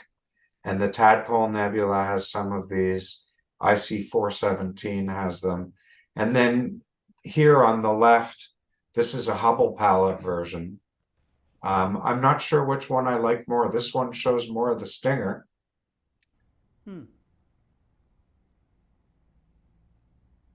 Right. I think you see a little more of the stinger in the one on the left. But I love these blue patches of nebulosity that show so well in the image on the right. So this is just, I'm showing you my drafts. These still need work, but they're close. You might see one in your email in the next couple of days. I look And forward to galaxy that. season is coming. Yeah, Right. yeah. I just posted a a really interesting galaxy recently. It was this guy here, IC10, which is an irregular, very unusual. I didn't find many images of this galaxy, No. IC10 in Cassiopeia, but I read an article about it in Sky and Telescope, and I thought, gee, I need to go out and shoot that. Yeah, you should turn that back into the magazine. Okay, That's great. That's wonderful. thank you for having me on. Thank you. Thank you, Ron. Okay. See you later. All right. See you next time. Take care. Yeah. Let's go to our next speaker. Our next speaker is probably the man on our program that knows more about the moon than anyone, Robert Reeves. He has put out a great book about exploring the moon with Robert Reeves, and a lot of our readers, our listeners, our watchers have been buying the book. And so it's kind of fun to look in chat, because actually I saw some mentions in chat on this particular show, where they'd gotten the book for Christmas or they had bought it for themselves. But it's on Amazon, and Robert can tell you more about it. But if you guys have questions about the moon while you're watching his presentation, let it rip, and I'll be happy to ask him. If there's a lot of them, we'll have to save them for another show. But let's have Robert come on. Robert is also very involved with the Texas Star Party, and he is, I don't know what his official capacity is right now, but he certainly is always encouraging people to go. That is another super dark star party, and a great place to go to if you're in that general vicinity, Robert, you have your presentation as alignments, lunar alignments. Correct. Is that right? Yep. Little areas of the moon where things point to other things or line up in a row. I wanted to stay kind of within your theme of alignments. So Yep. on the moon, there are some things that kind of stack up in the same direction. So I wanted to talk about that. The Texas Star Party you mentioned being a dark sky location. This year, Texas Star Party is taking a zigzag because of the eclipse. It's going to be held at Latham Springs, south of Waco, directly on the center line of the eclipse. The center line of the eclipse goes right through the facility that is hosting the Wow. Texas Star Party. So, Okay. we'll have a little bit of urban glow this year, but next year we hope to be back out at the Prude Ranch. You had mentioned my book. Yes, I'm very pleased that over the holidays people have been picking up on this thing. Amazon gives me a very nice graph of what's selling and whatnot, and I very much deeply appreciate the uptick in sales, and it's gotten off to a very good launch for 2024. Yes, indeed. Talking about alignment, I am in the crosshairs of the eclipse here in San Antonio, the big X on the map of Texas. This year, I'm going to be at the the Frontiers of Flight Museum in Dallas for the eclipse. The Celestron team is going to be up there partnering with the Weather Channel. So if you watch the eclipse on the Weather Channel, it will be being broadcast through the telescope that I am tending. So hope it all works out.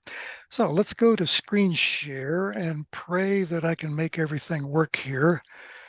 I'm using a different laptop this time. the company laptop, because my normal laptop is steering the telescope right now on the Cave Nebula. So you can see it. Everything's okay. Yes, sir. Got my title slide up. Yes, sir. Great. Okay. Well, Postcards from the Moon is the general title of everything that I do, including my Facebook posts. So I carry it over here. And oops, that's not supposed to happen. Come on, there. Same slide that I show at the beginning of every moon presentation to remind everybody that there are only two primary landscape forming processes on the moon. Everything we see on the moon, including everything we're going to look at tonight, was created by either an impact by an asteroid, giant meteor, comet, or by subsequent volcanism that modify. In the theme of alignments, the first thing we're going to look at here is a series of craters that I call the stepping stones, because they look like stepping stones leading off to some adventuresome place. We're trailing north from Mare Crisium. We can see the Sea of Crisis in the very bottom of the image. And then the next big crater up is Cleomedes. Then above that, smaller Burckhardt. Above that, Geminus. And then above it, the big, really ruined one, the oldest one of the bunch, pre-Nectarian crater Marsala. And if you're a person of my age, and I'll admit to pushing almost 80 now, the very name Masala probably brings visions of a very classic movie from the 1950s called Ben-Hur, as the hero of that movie, Judah Ben-Hur, his protagonist, the entire thing was a fellow named Masala. So every time I look at this area of the moon, I think of the movie Ben-Hur. And moving on, down in the southeast corner of the moon, the rough and tumble southern highlands, we've got this finger-like Rada Valley. It just points like a finger directly at Mare Austral, the southern sea, which kind of hugs the limb of the moon. Mare Austral wraps around to the far side of the moon. Half of it we can't see from the Earth, the other half we can. But this Rada Valley, 500 kilometers long, this gouge ripped out of the lunar surface by something back in the Nectarian period that came tumbling across the face of the moon after an impact. And notice that it kind of doglegs to the west at Mallet Crater.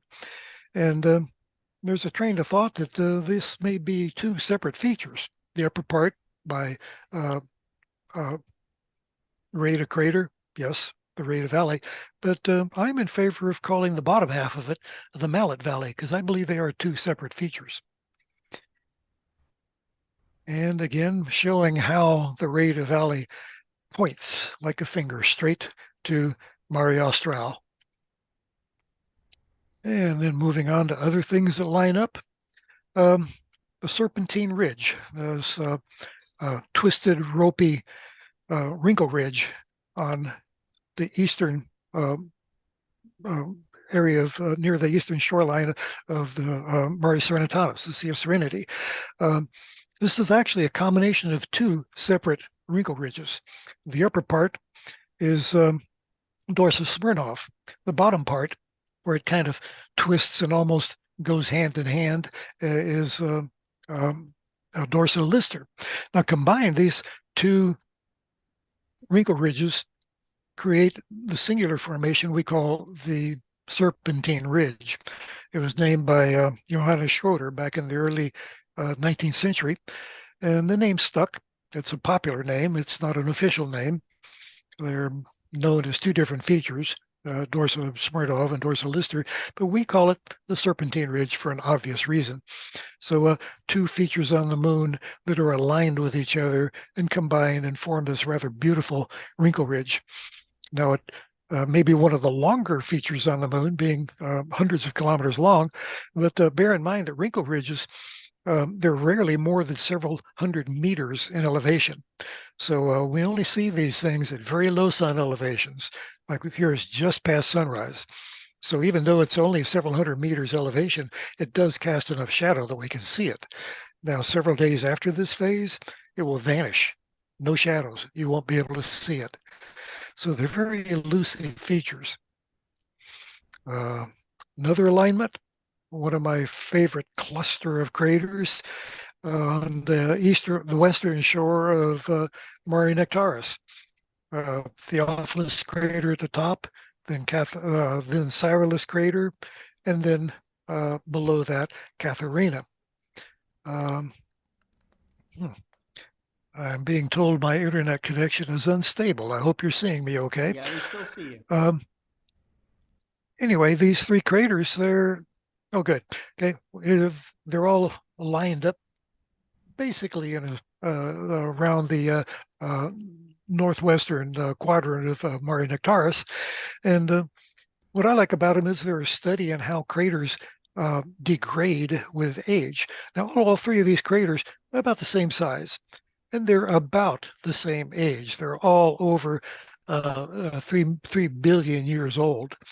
But Katharina at the bottom formed first, and then Cyrillus in the middle formed, and the seismic shock and ejecta thrown out from Cyrillus degraded Katharina, and then along came Theophilus and plopped down, overlaid Cyrillus's northeastern rim and degraded it.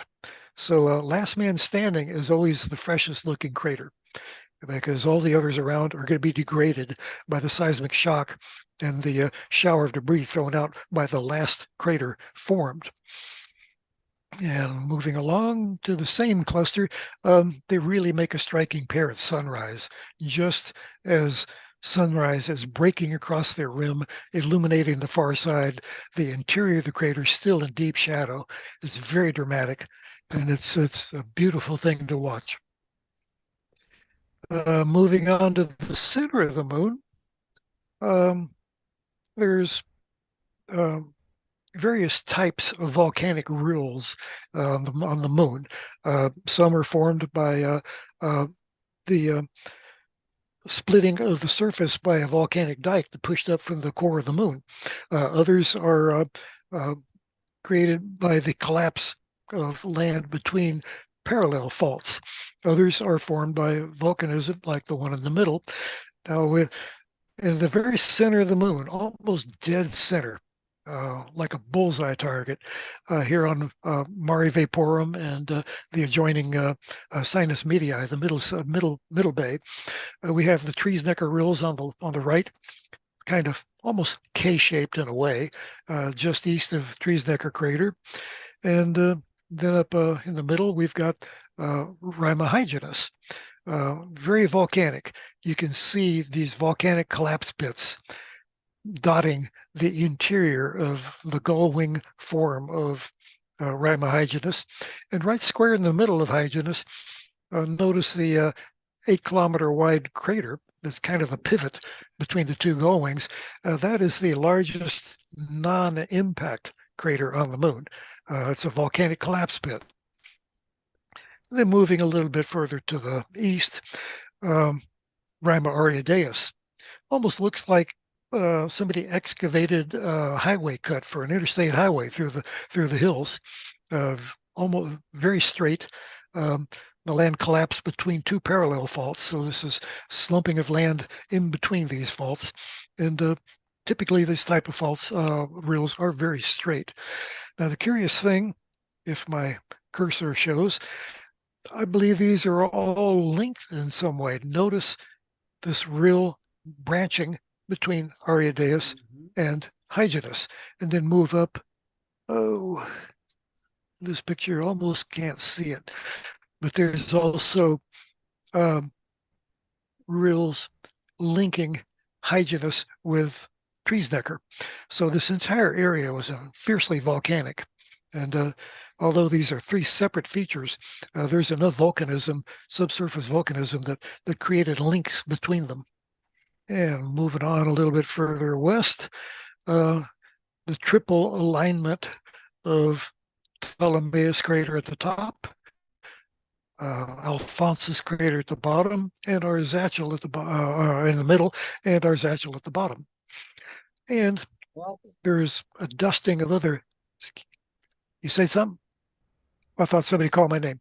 Now there's a dusting of other alignments in this picture as well. Up at the top of Ptolemaeus. Follow my cursor, and you see the straight alignment of all of these craters of Catena Mueller.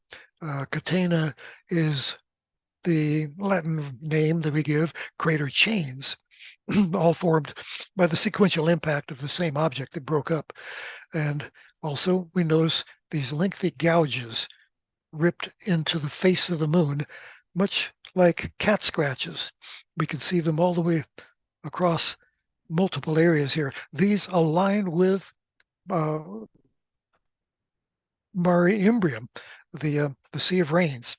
And these are streaks that were created by material blown out from the impact that created the Imbrium basin that now cradles Mare Imbrium. And this debris scattered out across the moon, tumbled across the moon, and gouged out these deep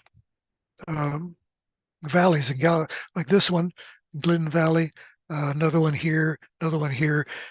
These are easily visible to the eye and a small telescope, and they're graphic evidence of the ferocity of the blast that created the Imbrium basin that later filled with lava and became Mare Imbrium.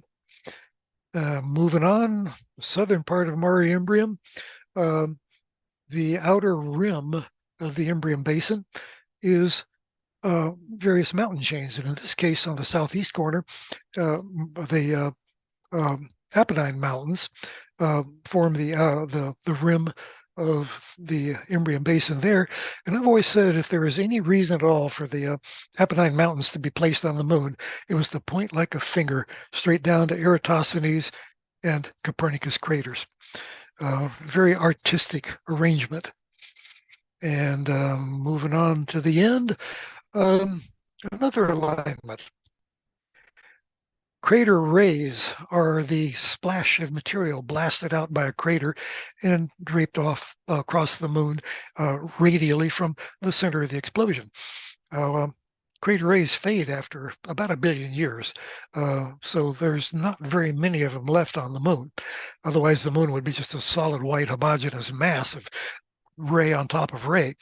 But the ones that survive, the Tychonian ray system around Tycho is among the most dramatic, stretches halfway across the face of the moon.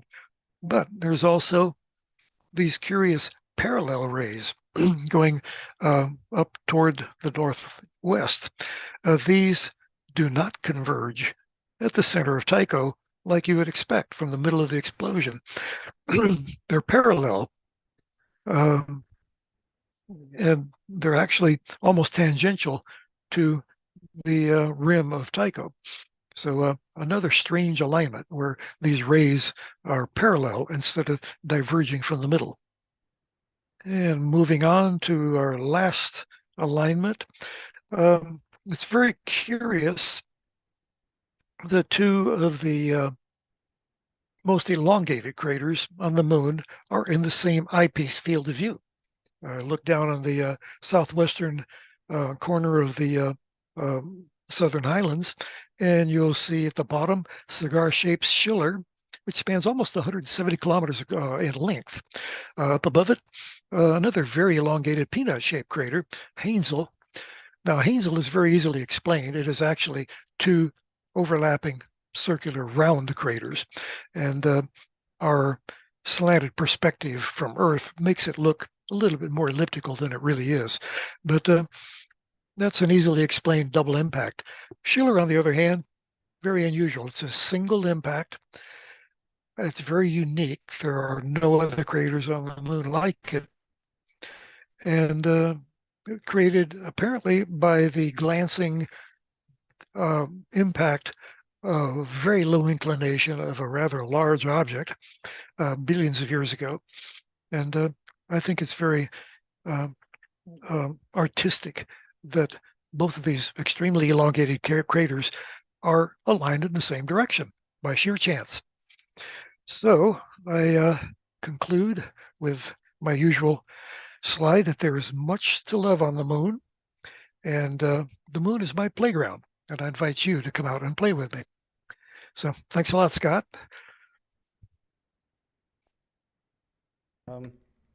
There we go. Wanted to make sure I wasn't muted myself. And the thanks to the audience for all the interesting remarks about your fantastic lunar images. I had a question about the moon itself. I've seen actual lunar soil, and Mhm. during one of my trips to the Jet Propulsion Laboratory, and there's a lot of interesting aspects about lunar soil. But how is lunar soil made? It's the result of meteor impacts. Now, the original basaltic crust of the moon solidified, of course, after it cooled down, but the constant infall of meteorites. Um, Now, we look up in the night sky, and on a good night, we can see maybe 6 meteors per hour. Now, bear in mind, we're seeing those 6 meteors in a fairly small area of the Earth. Multiply that out around the world, and there are thousands of meteors falling all the time, burning up in the atmosphere. But on the moon, there is no atmosphere to slow them down. They slam into the surface at cosmic velocities, uh, velocities of up to 100,000 kilometers per hour, and they pulverize the lunar surface. And this process has been going on for billions of years. And that's a very tough number to wrap your head around.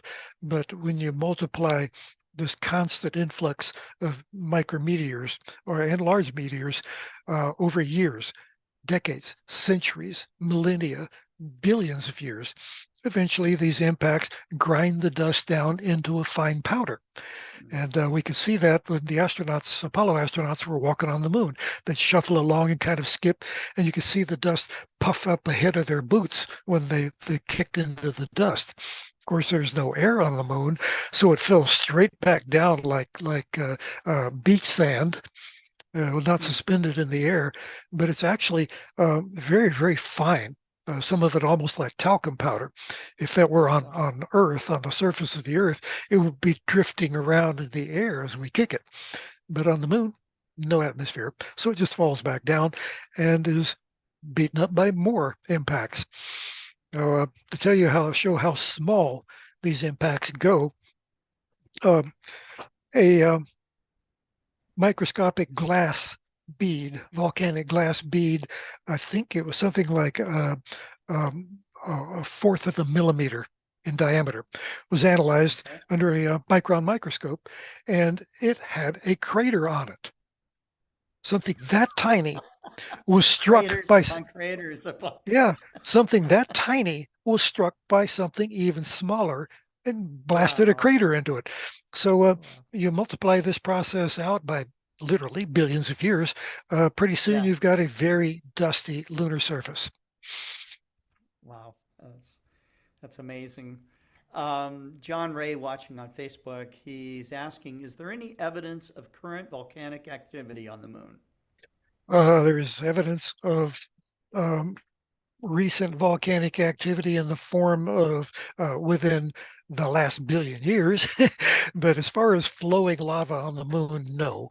Now bear in mind, like crater rays will be erased after a billion years, so will dark volcanic ash deposits be churned up and be hard to see. Now remember back when we looked at, let's see if I can do this without a major disaster, and go back to this view. Nope, the sun is too low. We can't see it. But at the 9 o'clock position, noon, 3 o'clock, down here about 5:30, on Alphonsus crater, under high sun, there are volcanic ash deposits that show up very well. They're dark. They're very evident, and these have to have happened relatively recently in the moon's geologic history. The sun level elevation or illumination is just too slanted in this particular image to see them. I'm sorry I don't have another handy picture of Alphonsus, but within Alphonsus, yes, we see this. Oh, there it is, right there. Oh, I You can see. just see it. Kind of a The blotch. darker area, the darker area. Yeah, Now, these that's are right. volcanic ash deposits blown out from volcanic vents, and the fact that you can still see them says that it happened after the traditional volcanism on the moon had subsided Very interesting. Okay, thank already. you so much. Thank you. We learned so much about You the bet. moon from you, and some of our audience is quite inspired to look at the moon from just watching your program. So thank you very much, Robert. Already, my pleasure. Take care. Okay. Bye bye. Bye-bye. Okay. All right, folks. It's been a while, but a young Naveen Senthil Kumar is coming on to give another presentation. Naveen, when was the last time you were on Global Star Party? It's been, I think, about 3 or 4 months, maybe longer. Yeah, because school caught up to me, because I'm a freshman in high school right now. Yeah. Since Your I've ever, voice actually changed. It's changed since when you were on last. So, it's a yep. voice crack. Don't worry, it happened. That's great. It's awesome. Um, Well, we're going to turn it over to you, man. Thank you. Thanks for coming on to the 140th. Scott, and firstly, I want to say Happy New Year, everyone. And Scott, I'd actually like to ask you a question. Okay. What is your New Year's resolution? What is a New Year's resolution? What is Or what is your my New Year's Year's? resolution? What is yours? Mine is to spend more time in the gym. I do go to the gym regularly, but I have this goal, I'll be 65 this summer. And I have this goal that by the time I hit 65, that'll be the strongest I've ever been in my life. And so that's the goal. All right. All right, good So to I hear, got a ways Scott. to go. I'm about I think about 2/3 there now. So That's a very bold goal, to be honest. So speaking of what's that, yours? mine, Yours, first yeah. I want to spend more time with astronomy in my telescope because I haven't really been like taking much photos, which I really love to. Because school caught up to me and all that stuff. So like I want to spend more time with my telescope. Spending more time with the hobby that I love. So yeah, and that's about it. And so this GSP's theme is about alignment. And my topic that I'm going to talk about is planetary alignment, something very related to this topic. So without further ado, let's dive in. Let me firstly start my screen share. Give me a second. Hope this works. Let's go. Okay. Can everyone see my screen? Yep. And you just need to go to Presentation. mode. There we go. There we go. Perfect. So firstly, everyone please subscribe to my YouTube channel, Skylight Astronomy. Hopefully this presentation will be posted on there, so please take a look. And so I'm going to talk about planetary alignment. And yeah.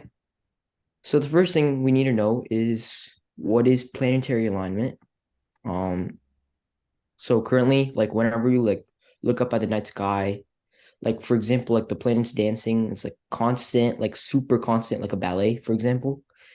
And occasionally we sometimes get like a spark of curiosity because of like the patterns that it creates. And as the case of when the planets line in the night sky.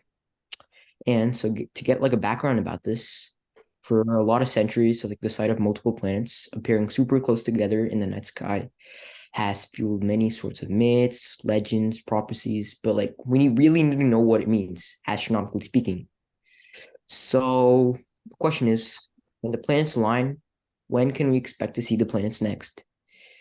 And just to like summarize this image, The four planets in the sky were Mercury, Venus, Mars, and Jupiter, and they were joined by the crescent moon to create this wonderful photo opportunity of a planetary conjunction. And this is currently from like an observatory from a telescope taken with descriptions from I think Chile, I think in Pernal from the ESA or European South Observatory. So yeah, and it has all these planets labeled over here: Moon, Mars, Jupiter, Mercury, and Venus. So yeah. Okay. Next slide. So we really need to know like what the meaning of planetary alignment is now that we got a brief kind of background about it. So let me just clear up some common misunderstandings about this topic first. Is that the planets don't really align in like a perfect exact straight line in space. But like what we're referring to is like a celestial event where multiple planets appear close together as seen from the night sky on Earth. This is otherwise known as a conjunction that we all know as.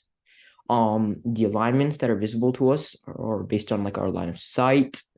So for example, let's give Mars and Venus appear close together in like a sky. They will still be separated by millions of miles in space to get a good idea of it. It is kind of like standing on a hill, for example, and seeing two far trees in the distance, even though they are separated like a little bit from the by the landscape. So to summarize this image, this is an image next to the European South Observatory's very large telescope, or known as VLT, observatory in Paranal, Chile, and taken by the ESO by Y. Beletsky. Yeah. So we know why planetary alignments happen. So the planets orbit the sun at like different speeds, distances, so which really means that they're frequently identical to each other in the night sky, but like occasionally sometimes when like their paths cross, seeming to lead to like a conjunction, or an example would be like Jupiter, for example, which takes around 12 years to revolve around the sun, while Mars takes around doesn't take around 12 years, sorry. While Mars takes around a year, also, like Earth, Mars and Jupiter are positioned in a way that they appear super close to each other in like the night sky, creating like a temporary conjunction. Although the planets don't really orbit the sun like the same plane or area, it is relatively rare for like more than two planets at once, although it does sometimes happen. So to summarize this image, Jupiter and Saturn at their closest approach during the Great Conjunction, hopefully many of you saw, on Monday evening, December 21st. Hopefully, I don't know when that was. Yeah. But yeah, this image. And the next topic we're gonna go to is, what do planetary alignments mean for astronomers? For specifically like us, I guess. Planetary conjunctions are not really just like beautiful, truly remarkable events for stargazers, but they also have a lot of practical implications. So like for example, alignments can also serve as like key reference points for like many astrophotographers for like calibrating astronomical instruments such as telescopes and all that stuff. But like when planets like do truly align in 3D space, like exploration missions such as like that, particularly those that involve flybys or gravitational assist, might also leverage positions. So, like for example, NASA's Voyager 2 mission took advantage of a rare planetary alignment of four outer planets during the late 1970s and early 80s, which such an alignment only occurs like every 175 years, which is a long time. And this allowed the mission to fuel efficiently explore the outer reaches of the solar system, which is very insane, taking advantage of such an event.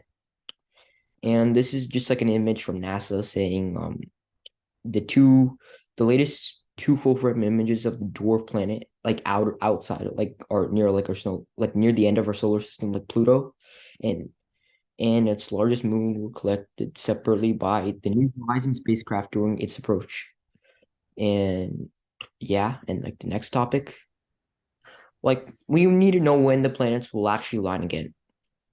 Even though conjunctions between two planets are relatively common, given the orbital periods of each planet in full alignments, like where many planets all seem super close together and stuff, are rather kind of rare. And in the near future, which is this month, actually, on January 27th, actually, 2024, Mars, Venus, Mercury, and Saturn will actually align all in the morning sky, which is very crazy. But like one of the most awaited events will actually occur in like the 2040s. This event will actually showcase Mars, Jupiter, Venus, Mercury, and Saturn, which will all be visible within like a small segment of the night sky next to like a crescent moon. And to summarize this image, southern hemisphere only, eastern sky specifically. It was like in the early morning. It was like a rare, close opportunity to watch for four worlds: Mercury, Venus, and Jupiter, and the closest planetary grouping yet we've ever seen this century so far. The rare event is happening when these four planets align together in like a straight row, or I guess like a row. And this was taken in Australia, in Brisbane, in the southern hemisphere. And this was a planetary conjunction photographed in May 13, 2011, Jupiter, Venus, and Mercury. So yeah, that's that. And then let's talk about like the historical impact of planetary alignments. So historically, like overall, planetary alignments have held immense significance in like the past for like a variety of different civilizations. For example, ancient cultures often related these celestial events with like myths, omens, prophecies, like I talked about earlier. Like while today, like we currently like understand like the reason behind these alignments, like looking back at the past, like for us, provides an interesting perspective on human culture and our early connection with the cosmos, like generally. For example, let's get the Mayans. The Mayans were actually very keen astronomers. They strenuously tracked the movements of the planets and had a very unique calendar system, intricately interwove planetary cycles, which like inbuilt inside their calendar system, which is very interesting. And eclipses and alignments were deemed very powerful in their civilization, and that was powerful enough to influence like terrestrial events, like warranting close observing and record keeping in general, actually. And just to summarize this image also, this is like a planetary alignment seen from France on June 18, 2022, showcasing Mercury below the horizon, Venus, Uranus, which is actually invisible to the naked eye, and Mars, Jupiter, Neptune, also invisible to the naked eye, Saturn, um, Pluto, and yeah, that's a lot of planets to actually see. That's that. And just some memes, just to like laugh at, because like I personally like memes. Hope everyone here also likes memes. So like, yeah. So like this meme would be like, if the planets would align, that would be great, because this guy actually really means it. And this other one would be planetary alignments. They inspire universal peace through the creation of swords able to blast apart entire worlds, which is very powerful. So yeah, that's the memes. And I just want to talk about some astro photos I took. So the first photo actually is from my unistellar EV scope equinox that I took in my backyard, and took a photo of the Eastern Veiled Nebula, which was a 10-minute exposure on November 4th, actually, last year. Very good. And the next one, but like keep in mind these are all like all unprocessed. Yeah, these still have a lot of work to do. The next one is a very common target, M31, the Andromeda Galaxy, actually. This one's a 13-minute exposure. You can see the Also, dust lanes. Looks good. yeah, I could definitely do better. I can say that. Another one is also very common. M27, the Dumbbell Nebula, also a 13-minute exposure. That's that. And then we also have the M13 Hercules Globular Cluster also, but this one's a very short 3-minute exposure, taken on August 27th. Another one would be a very cool one, especially M16, the Eagle Nebula.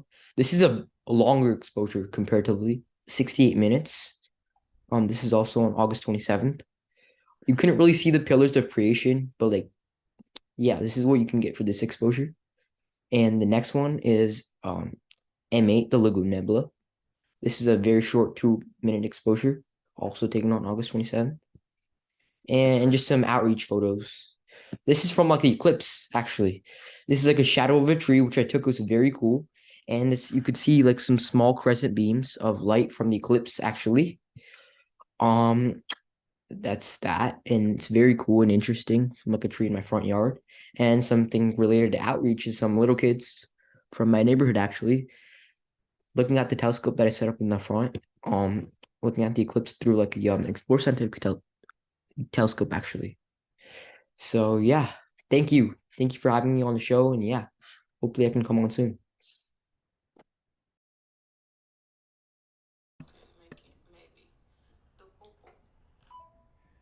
Okay. All right. Well, thank you very much, Naveen.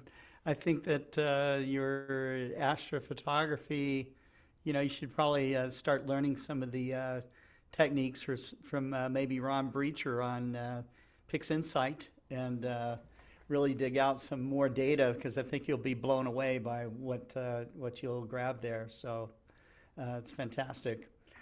I am ready to bring on our next speaker, but Naveen, is there anything else you'd like to share with us? Is there any events that you're going to? What do you see on the horizon here in 2024? I don't know. There's a lot to look forward to. I'm just trying to figure out my year right now, and Yeah. thank you. That's all I have to say. Oh, thank you very much. Okay, well, that's great. Well, thanks for coming on. All right. Our next speaker is Marcelo Souza from Brazil. Marcelo is the editor of Skies Up magazine. We're getting very close to delivering our next issue, so you'll be looking out for that. Marcelo, thanks for coming on to the 140th Global Star Party. Hi, nice to meet you, and thank you for the invitation. First of all, I wish a new year with peace, health, and joy for everybody, and because we need peace in the world. And we have so many conflicts now. I hope this year we will have a better moment for Yes, everyone in the world.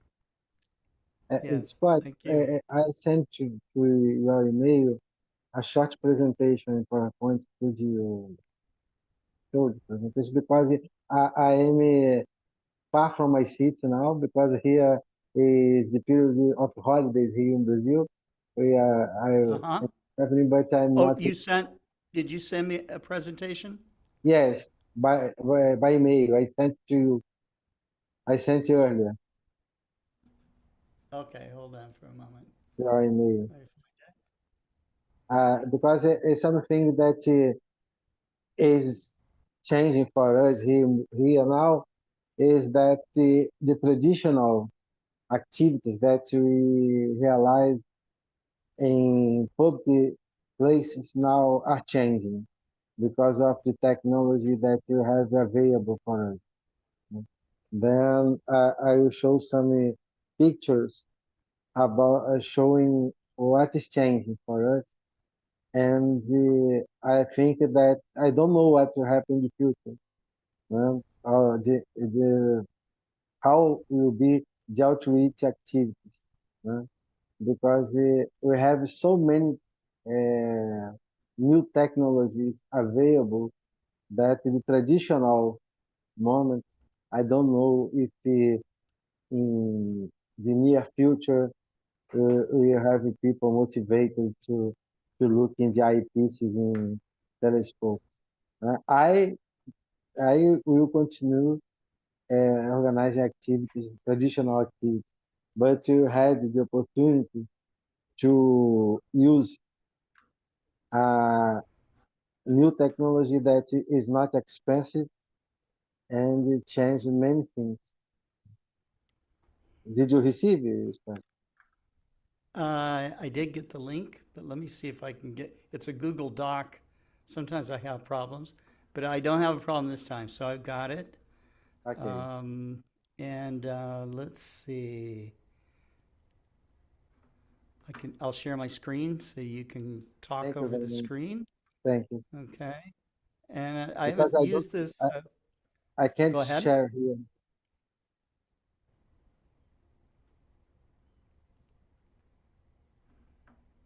Can you share it as well? I can't share. I can't share. You can share. Okay. All right. Let me do it. Okay, Let me thank do you. it. Okay. Let me take you off I'm not here. with my computer here. It's okay. I'm in front of the beach here. It's very hot here in Brazil now. Is it? Oh, yeah. Mm. And then I will show something that for me, I was waiting only in 2, 3 years that you are going to use this and stuff. But yes, please. Let me see if I can take that into.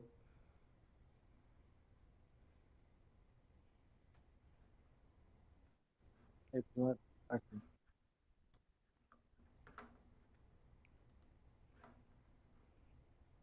This was an event that you I organized. think that's the best I can do for right now. I don't know how to take it into presentation mode from the Presentation Google mode. platform. But we got it. Okay. Okay. This was an event that we organized in December 2023. In the last 2 weeks of December, one before the Christmas and the other between the Christmas and the New Year, in a public square in our city here in Brazil. Here you can see the team that organized the event. Here is our team. And the traditional activity that you organize in the next slide, you can show. Okay. Yes. Here is the traditional one that we are doing for 26 years here in our 26, 27 years. Next year, Wow. 28 years of outreach activities. But now we use a different kind of resource. In the next, I think that's in next slide. Yes, this one. You see everybody around me, but nobody's looking in the eyepiece of the telescope. Hmm. You know that have it now many telescopes see stars, unistellar, different ones that you don't have an eyepiece to look. But this is something different because it's a mix between the traditional one and the new technology that we have. And see if you can show the next one. This is the traditional one. They are looking at the telescope. I think that the next one that you have the new technology. That is something very cheap. Right? We had the opportunity to buy one of these systems. Could you change the slide? This one. Here you see everybody. Here you have a small screen with the moon there. Is a electronic eyepiece with a screen. This is a 5-inch screen and is enough for us to show the moon and show the sun also during the day. And this changed everything for us because it's not expensive. We bought it for less than $100. Wow. $100. Okay. This is not expensive, no? One, and it was possible for us to use in a public square. The next one to the turn here. Here is the screen, and this changed everything because many people said to me, I had problems to look in the eyepiece because of the focus of the image, because it's different from me, and with this one, it was possible everybody to see the same thing. And I was imagining that was like we used it already in a presentation. We put in a big screen, right, using a projector. Then we put in a big screen and show the Right. moon. But this is a small screen that you have an eyepiece in this small screen, and you Hmm. can use this. And this change. You can share the images. They have Wi-Fi. Then you can share the image live for the smartphone of the people that are around us. Then they don't need to take the picture of me. They receive in their smartphone. The next one, you see here, this one. This is something fantastic. I don't know if it's something that were used for before used here in Brazil, but first time that it was used in Brazil, I don't know in other countries, but here in Brazil was the first time that a group used it here in Brazil. And this is something is simple system. It's not sophisticated that the new one telescopes that you have, but you see that something that is cheap and the groups of astronomy can buy to use. And the next one here, I have more images showing the people in this group. You can change the image. Next one here. You are there. As a traditional telescope with this big small screen. Next, please. Here's the system. Arduino. It's something amazing. It's a simple Hmm. system, and I think that it will help many groups, right?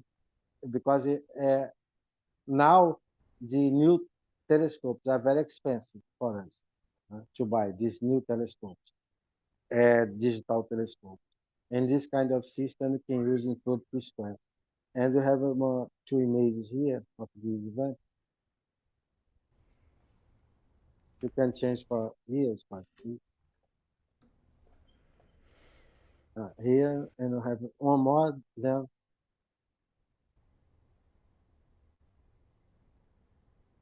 you can, yes. Here our team, a small team. And this is my question now. I don't know what will happen at this next image. Please. What will be the future of the outreach activities? We use this kind of technology, or the people will continue to be motivated to look in the eyepiece of a telescope, right? With these new technologies that are appearing, that you can take images of galaxies, everything, using a small telescope, right? And the image is digital in the same system.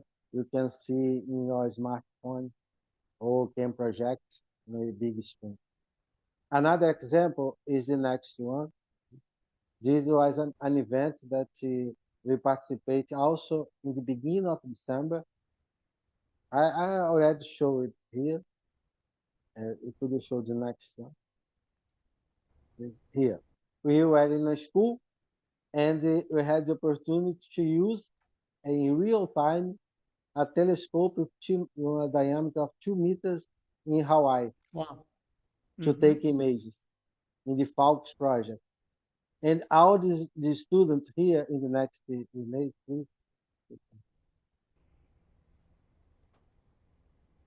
we had a room with a lot of students there, and we were taking live images of galaxies using telescope in Hawaii. Very cool. And this is the future. I don't know. I don't know if is a future that's far from us or is a near future. This kind of activities. We will organize an activity like this for the general pub next week. That we invite the people that are near the beach, né?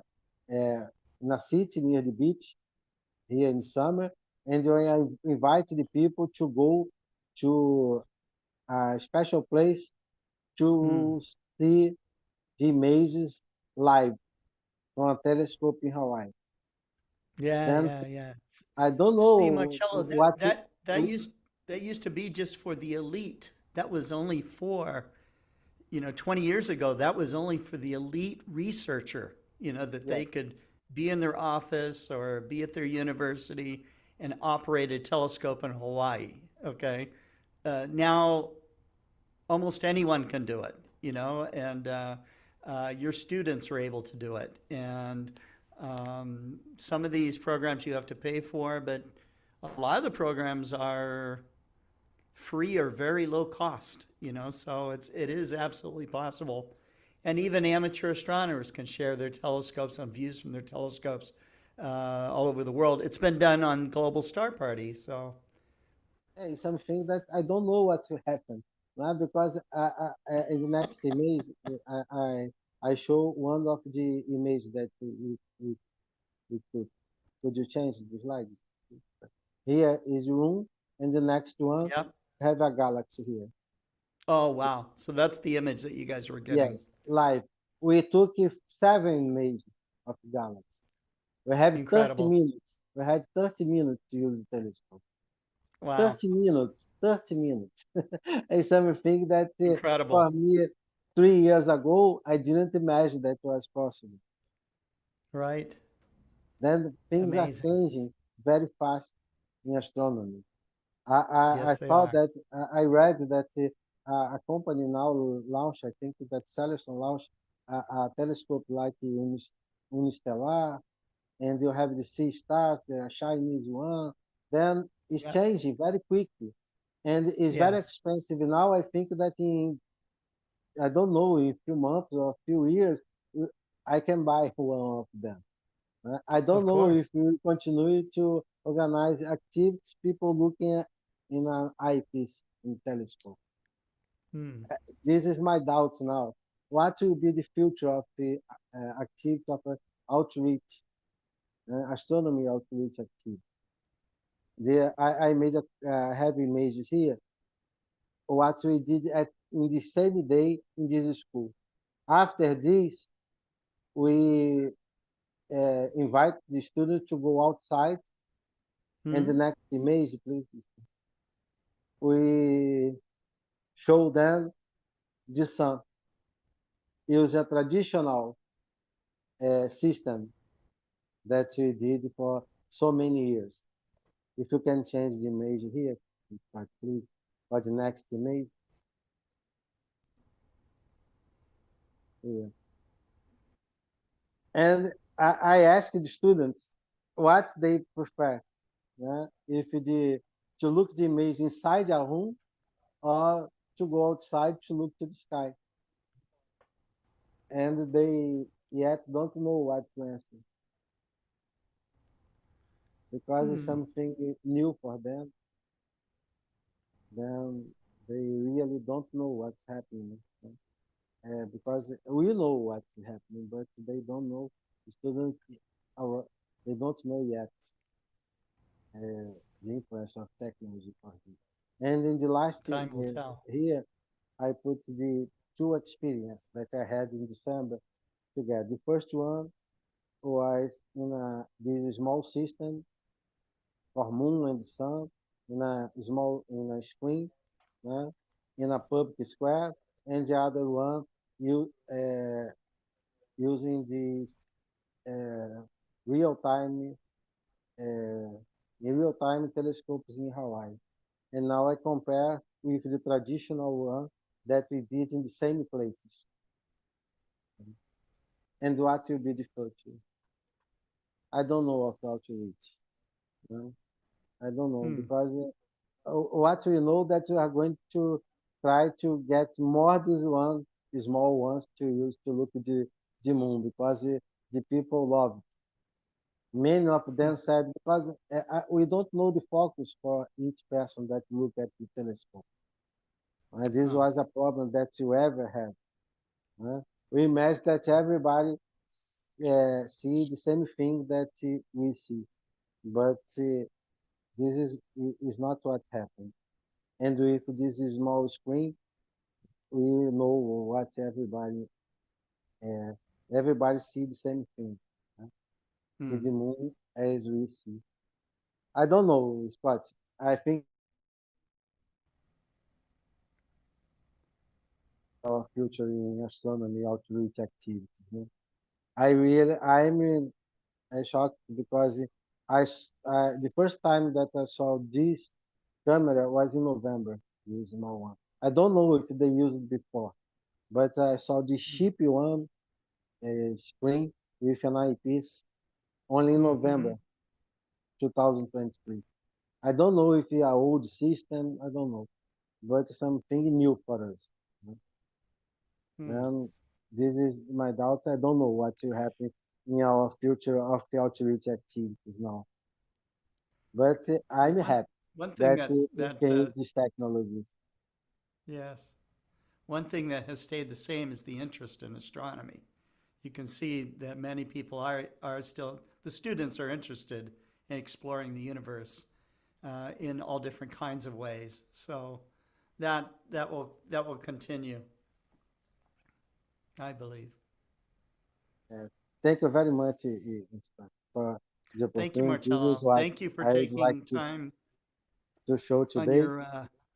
And I think that this week probably will be launched the new edition of the Skies App.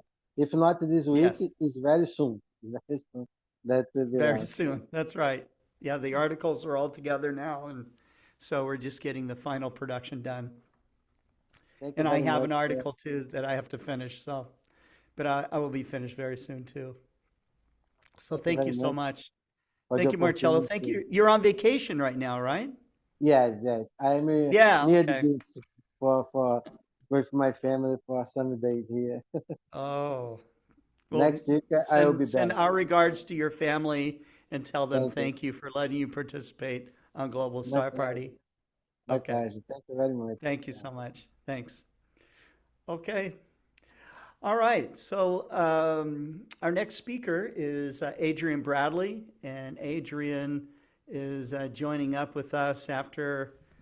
Well, I can't remember if you were on the last Global Star Party or not. Was that? I think I barely made that one. You barely made it. Okay. All Yeah, right. it was Yep. So we skipped Yep. a week because of holidays.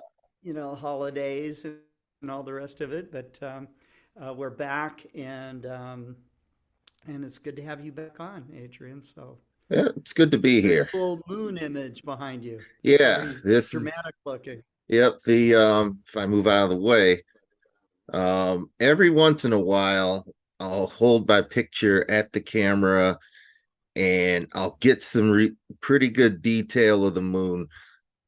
A lot of times, if you're just using a wildlife 600 millimeter camera, it gets fuzzy. But there is a region on the moon that Robert Reeves had discussed. Now, it's not the subject for today. It may be a subject for next time. There's a region up here that Robert termed Thor's hammer. It's a it's a feature in this part of the moon. If you see that feature, if you zoom into your moon picture and you see the that feature, that Thor's hammer feature, you can barely get it sharp with a 600 millimeter lens, hand holding or putting it on a tripod. And if you use a larger instrument, you typically get it pretty sharp.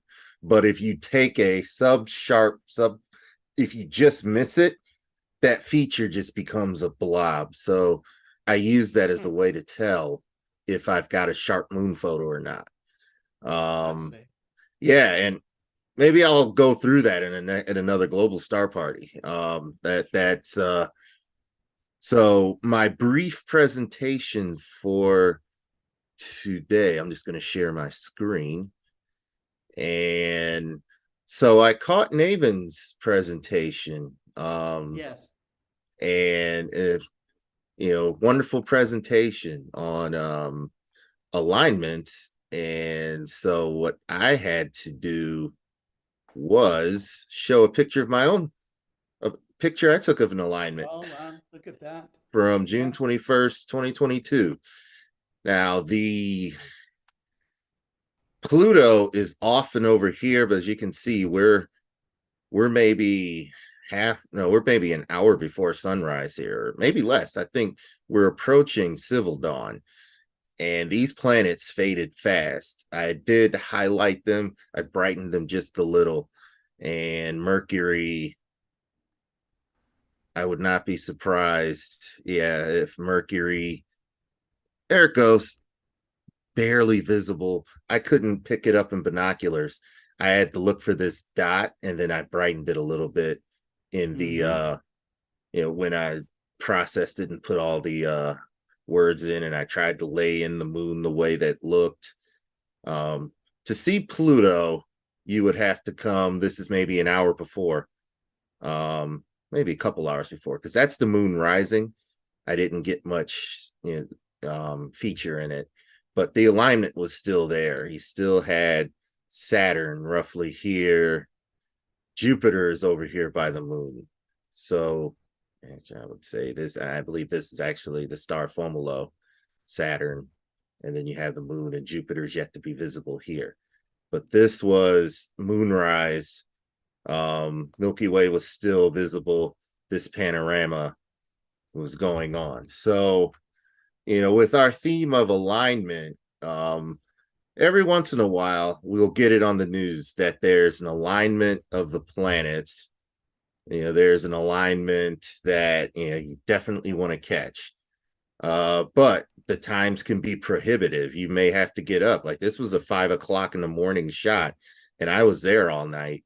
And I don't recall if I had to work, but in order to get this shot over Lake Huron here, I had to wait for it, and I had to take the pic. Once it was time and Mercury rose, I basically had 15 minutes before you'd lose Mercury in the glowing sunlight. Sun's below horizon over here somewhere, and you'd begin losing all of the rest of the stars. You still have Fomolo, was bright enough to show up, but it was not very easy capturing.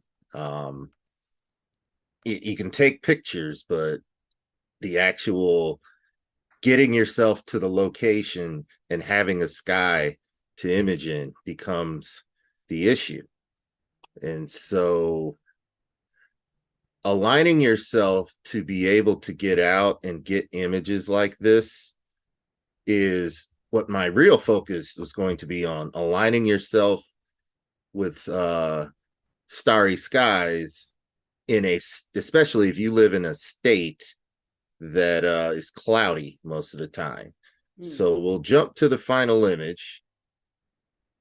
This was the final image, and we had a clearing.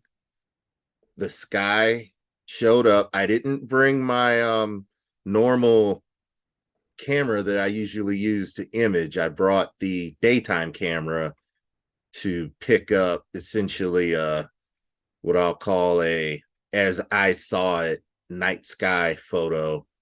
The moon was going to rise 15 minutes from this scene, and as it rises, it starts to wash out the sky. The camera catches that washout effect, even if your eyes don't quite see it. But the sky does begin to wash out, and that you end up with a sky that's not as brilliant, and a Milky Way that isn't as brilliant, and a little more light that the camera catches. But on this day, it was cloudy everywhere else in Michigan, and I caught this hole opening up. So the question is, well, how do you do that? Well, I'll tell you how you do it. You have to use your astronomy tools that predict cloud cover. And this one is a very good one. Astrospheric has gotten better at not only so there's smoke information. Whenever the wildfire smoke happens, it will cut the transparency down. It'll show you that. This shows you transparency. The bluer it is, the better. We're looking at Thursday of this week at the location that I took. Location I took this photo. Let's go see now. Where is that? That's up here near Alcona Park. And if I get that forecast, you can see that Thursday of this week, this is where we are now. There's some promise for fairly transparent skies in that location. This is the top. If I do this, should be a combination. Let's see what we got. Okay, we've got, so this is the default screen, and it just shows you if there's a hole in the sky.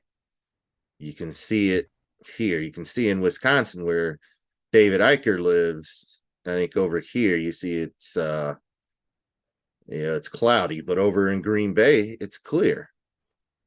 And so we're here on Tuesday. Wednesday, absolutely covered. Thursday, 8 p.m. The whole, and you can see it approaching. This is a prediction that we go from this to here. So I would have to try and arrive at 8 p.m. And this tells me, okay, we're near new moon. So you've got the sun rising at 8:10 and the moon rising at 8:50. So we're close. The sun and the moon set together 3 minutes apart. So the moon's going down, sun's going down, 5:15, 5:18. So astronomical darkness being roughly an hour and a half after that, that means at 8 o'clock, that region is going to look something like this, maybe even darker. I did take some pictures of it during astronomical darkness. I'm going to flip through until I find them, which is up here. And that's some more test shots. There's the same location. That was, this is a similar location. It's not far from there. This was during the total solar eclipse. This region is a nice, very dark Bortle 4, close to Bortle 3 region. So imaging here and just being out under the stars is a fun thing to do. Now, okay, this was one of the last times I was here. This is during the summer, this particular region looking the other way. Now this, I wasn't on the ground. I do intend to take a photo like this at that other location. As you can tell, the difference as I've tried to progress, you can see my sky is nice and detailed, but my ground isn't. And with some techniques that I am attempting to learn, I'm attempting to get clearer ground photos. The painting look is nice sometimes, but we want to try and get these pictures to be a little clear. So here you've got that same region. Here's that same tree. No one has cut it down yet. This is me overlooking the bridge. This is that same location. And we're near this time period where this part of Andromeda comes over. There was a lot more snow on the ground. This is I think a couple of years ago, and it flooded over. There's ice. But comparing this image to what I'm going for now, which is a lot clearer. This is the goal is to get more info in the sky, but pair it with a nice clear image where you can see detail. You know, it's very marshy down there, and it would be a bit of a risk to go down and, you know, without falling through or something, but I would have to test that. So I'm attempting to add just as much detail in my ground images as the sky images. And in order to figure out when to go out there, it all has to do with figuring out when a hole in the sky is predicted. You know, if you're there a little too long, your sky gets washed out and then your cloud cover comes back. But it's really quick. Relying on one source is probably not a good idea. Spot WX is also a good idea. So I'll astrospheric.com. You can set up accounts for free if you decide to support them by paying $1 a month. You get more features such as the smoke, satellite visible. You can click on that, and you know, and here's your satellite view of what's going on. And yeah, I believe satellite visible is pretty much what the satellite sees now. So it's really nice. And that's the satellite. But you also want to use another source. This is a great, Spot WX is a great source because you've got all of these forecasts.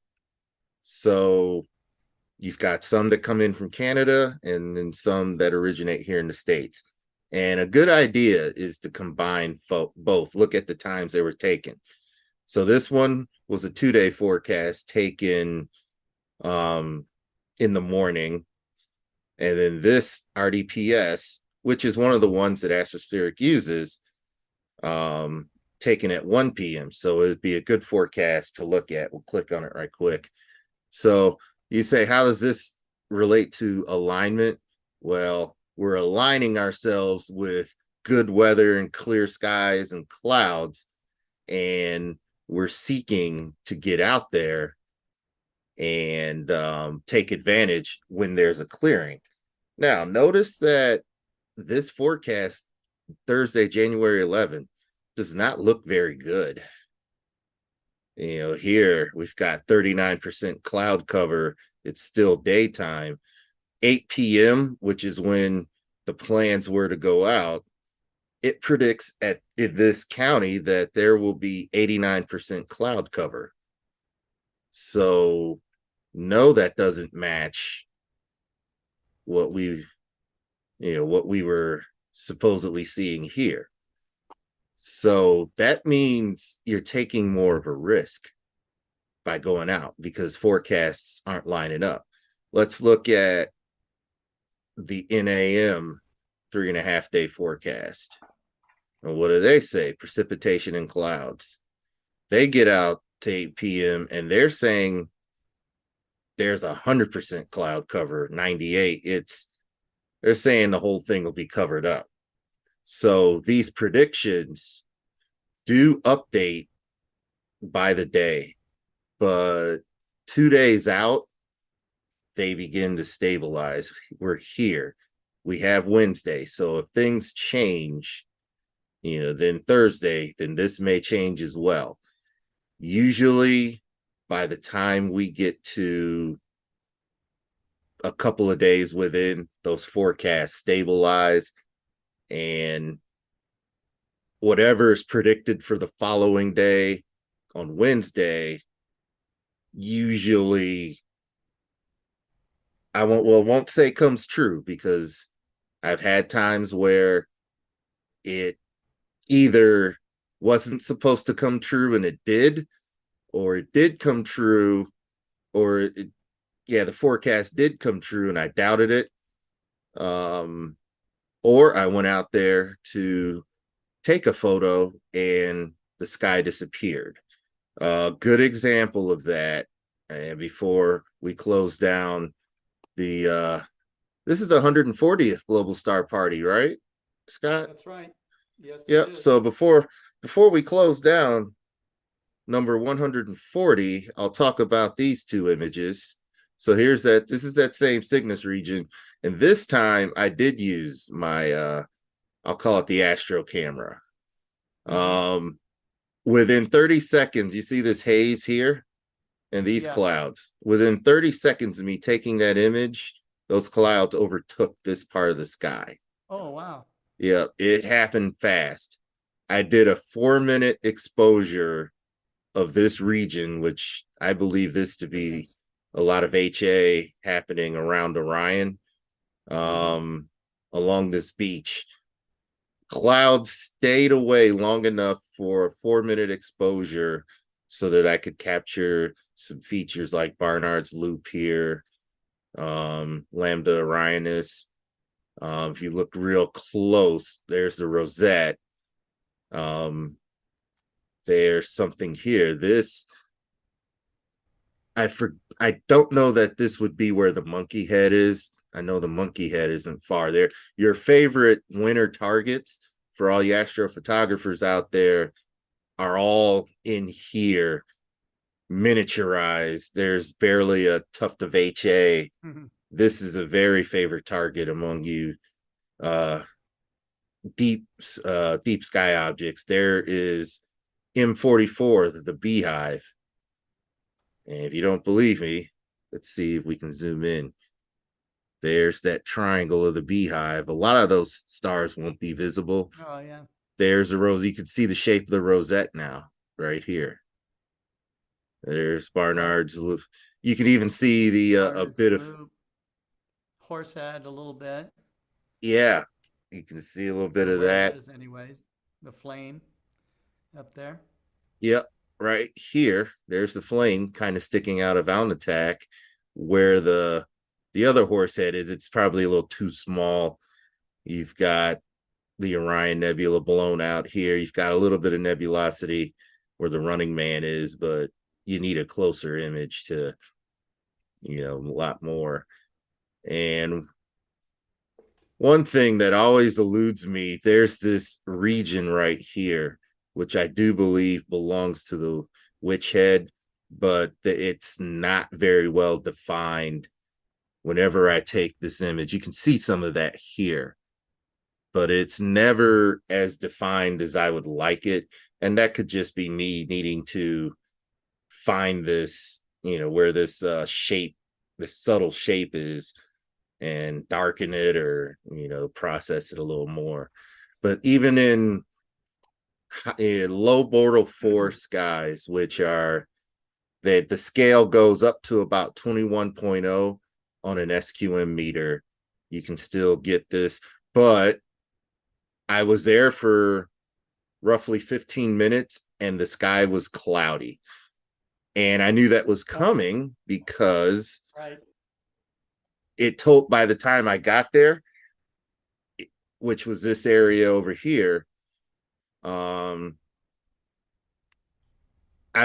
these clouds were on their way. I had something like this spot over it between 8 and 9 o'clock predicted.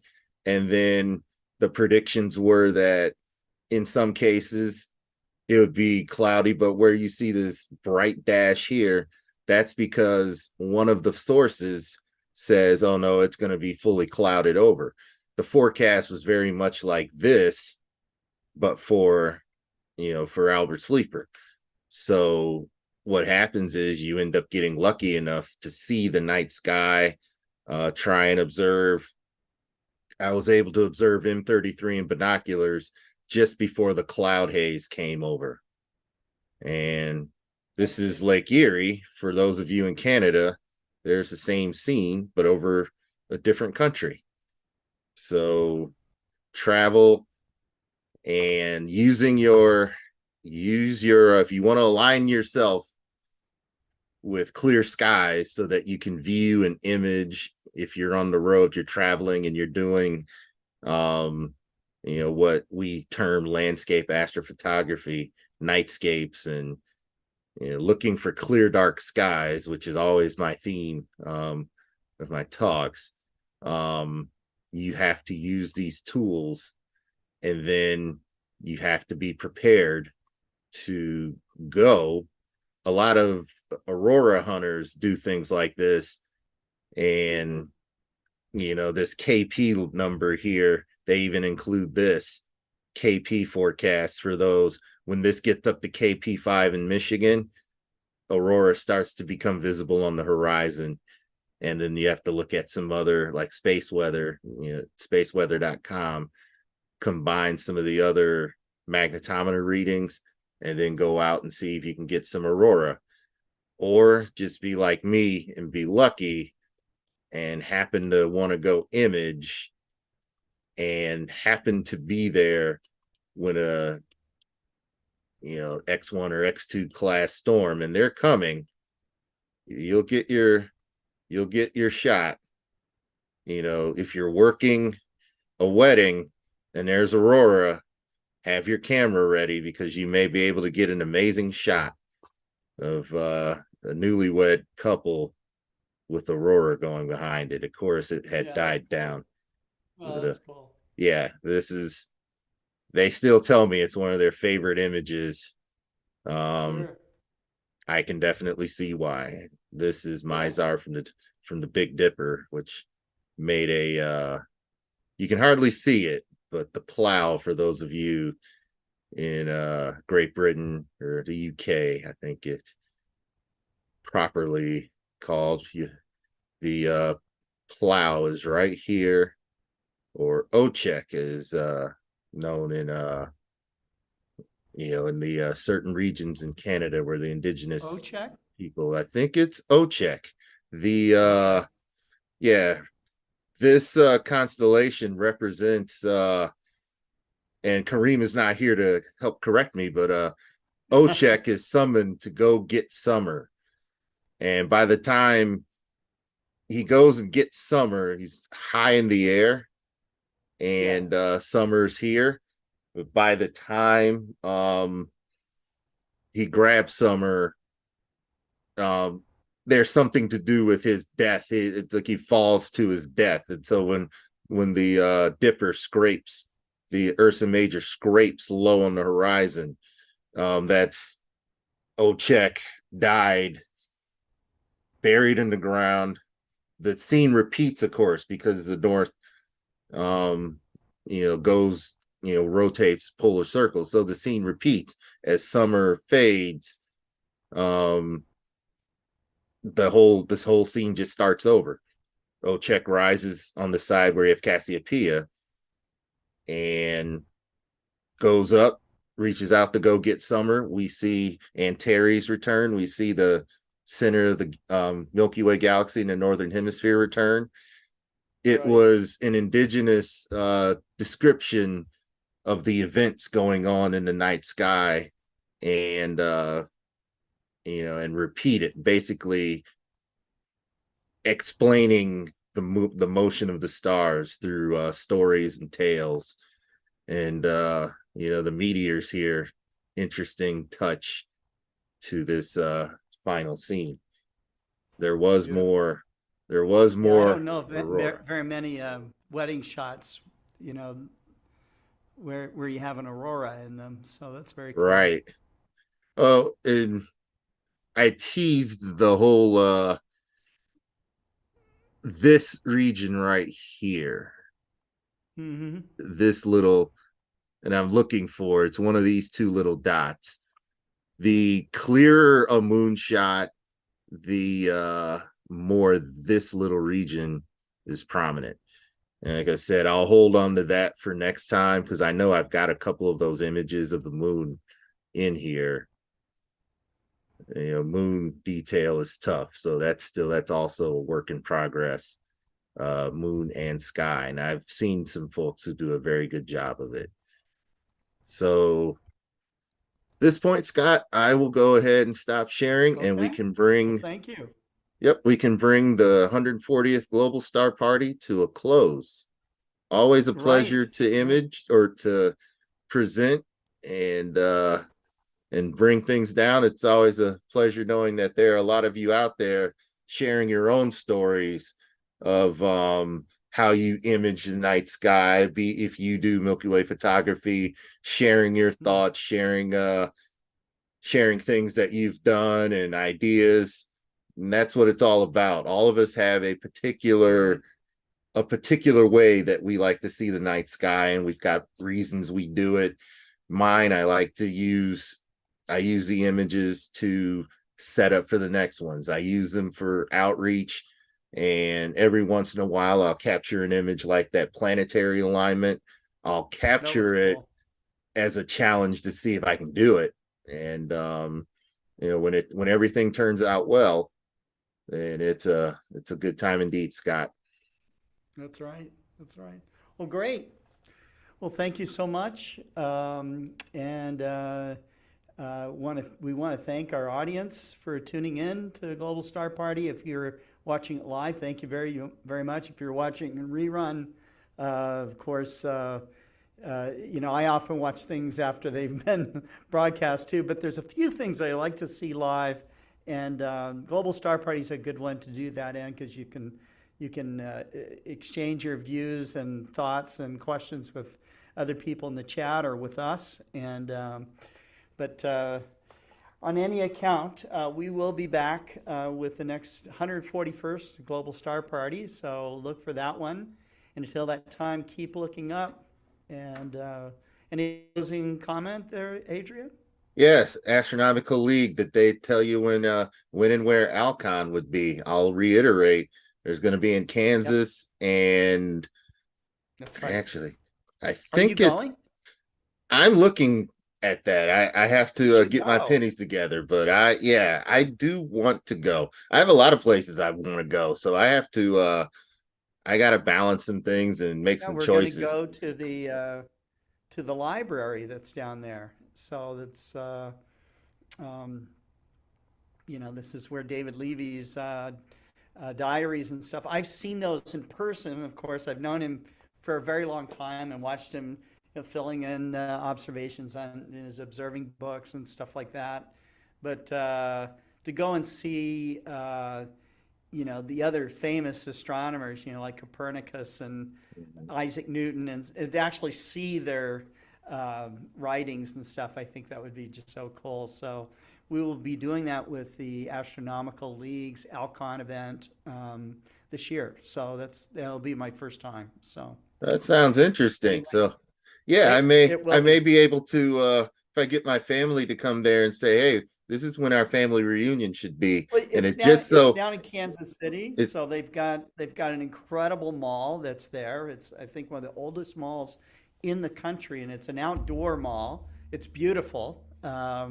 So if you're a family, I think I know where when and where our next family reunion's gonna coincide. Yeah, this might be during Alcon.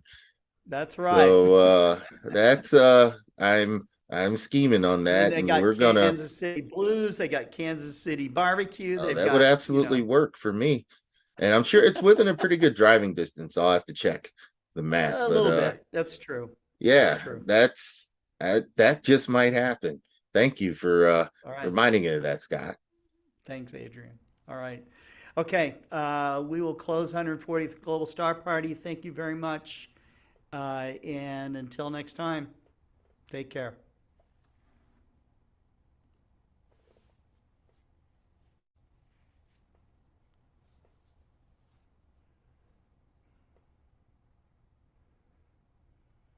Good day, everyone. This is David Levy. That's me. And I am holding the original Discovery films of our most important comet, Comet Shoemaker-Levy 9. These films were taken on the 23rd of March, 1993. Carolyn discovered the comet on these films 2 days later. And about 16 months after that, all of the fragments of this comet collided with Jupiter, giving humanity its first view of what happens when a comet hits a planet. And one of the exciting things about this is that when comets hit planets, they don't just drop dust. They also drop organic materials, carbon, hydrogen, oxygen, and nitrogen, which eventually turn into proteins, amino acids, RNA, and finally, on one magic day, DNA. Comet impacts are really the first step in the origin of life.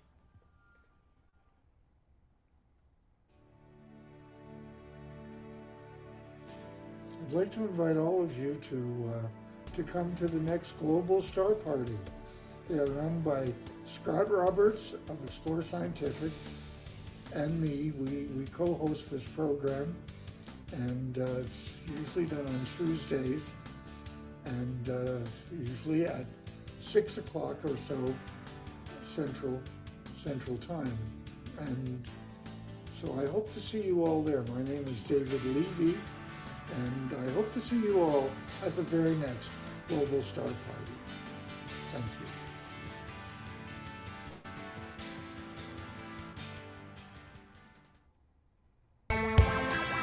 Come one, come all to the Southern Cross Astronomical Society's 2024 Winter Star Party, celebrating 40 years of stargazing, happening from February 5 through the 11th, 2024 on Scout Key in the beautiful Florida Keys. Get away from the cold and adjust your latitude underneath the pristine skies of southern Florida with breathtaking views of Eta Carina, the Jewel Box, the Southern Cross, Centaurus A, and of course, the magnificent Omega Centauri. Tickets will go on sale on or about October 1, 2023 at scaz.org. See you there!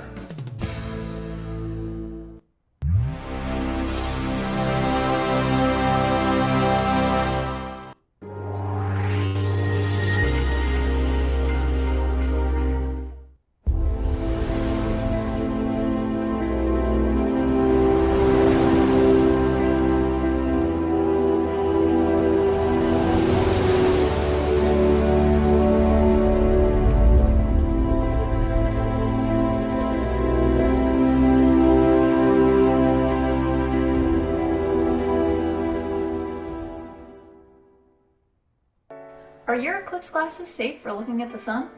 Let's check to see if your eclipse glasses can handle the heat or if they need to stay inside. First off, never check your eclipse glasses with the sun. That's a good way to injure your eyes. Take your eclipse glasses and find a bright light, like a lamp or a flashlight. Hold your eclipse glasses up to the light and look through them. The light will appear extremely dim or not appear at all when looking through the glasses. For example, you should only be able to see the filament of a light bulb, but not the glow surrounding the bulb. Also, if your eclipse glasses have any marks or scratches on them, don't use them. If you have older eclipse glasses from a previous eclipse, give them a check to make sure they haven't been damaged or scratched. All safe eclipse glasses will meet the ISO 12312-2 standard. It's best to store eclipse glasses in a safe place where they won't become scratched or punctured. Remember, never look at the sun without eclipse glasses or a solar filter. Be safe and happy sun viewing, everyone.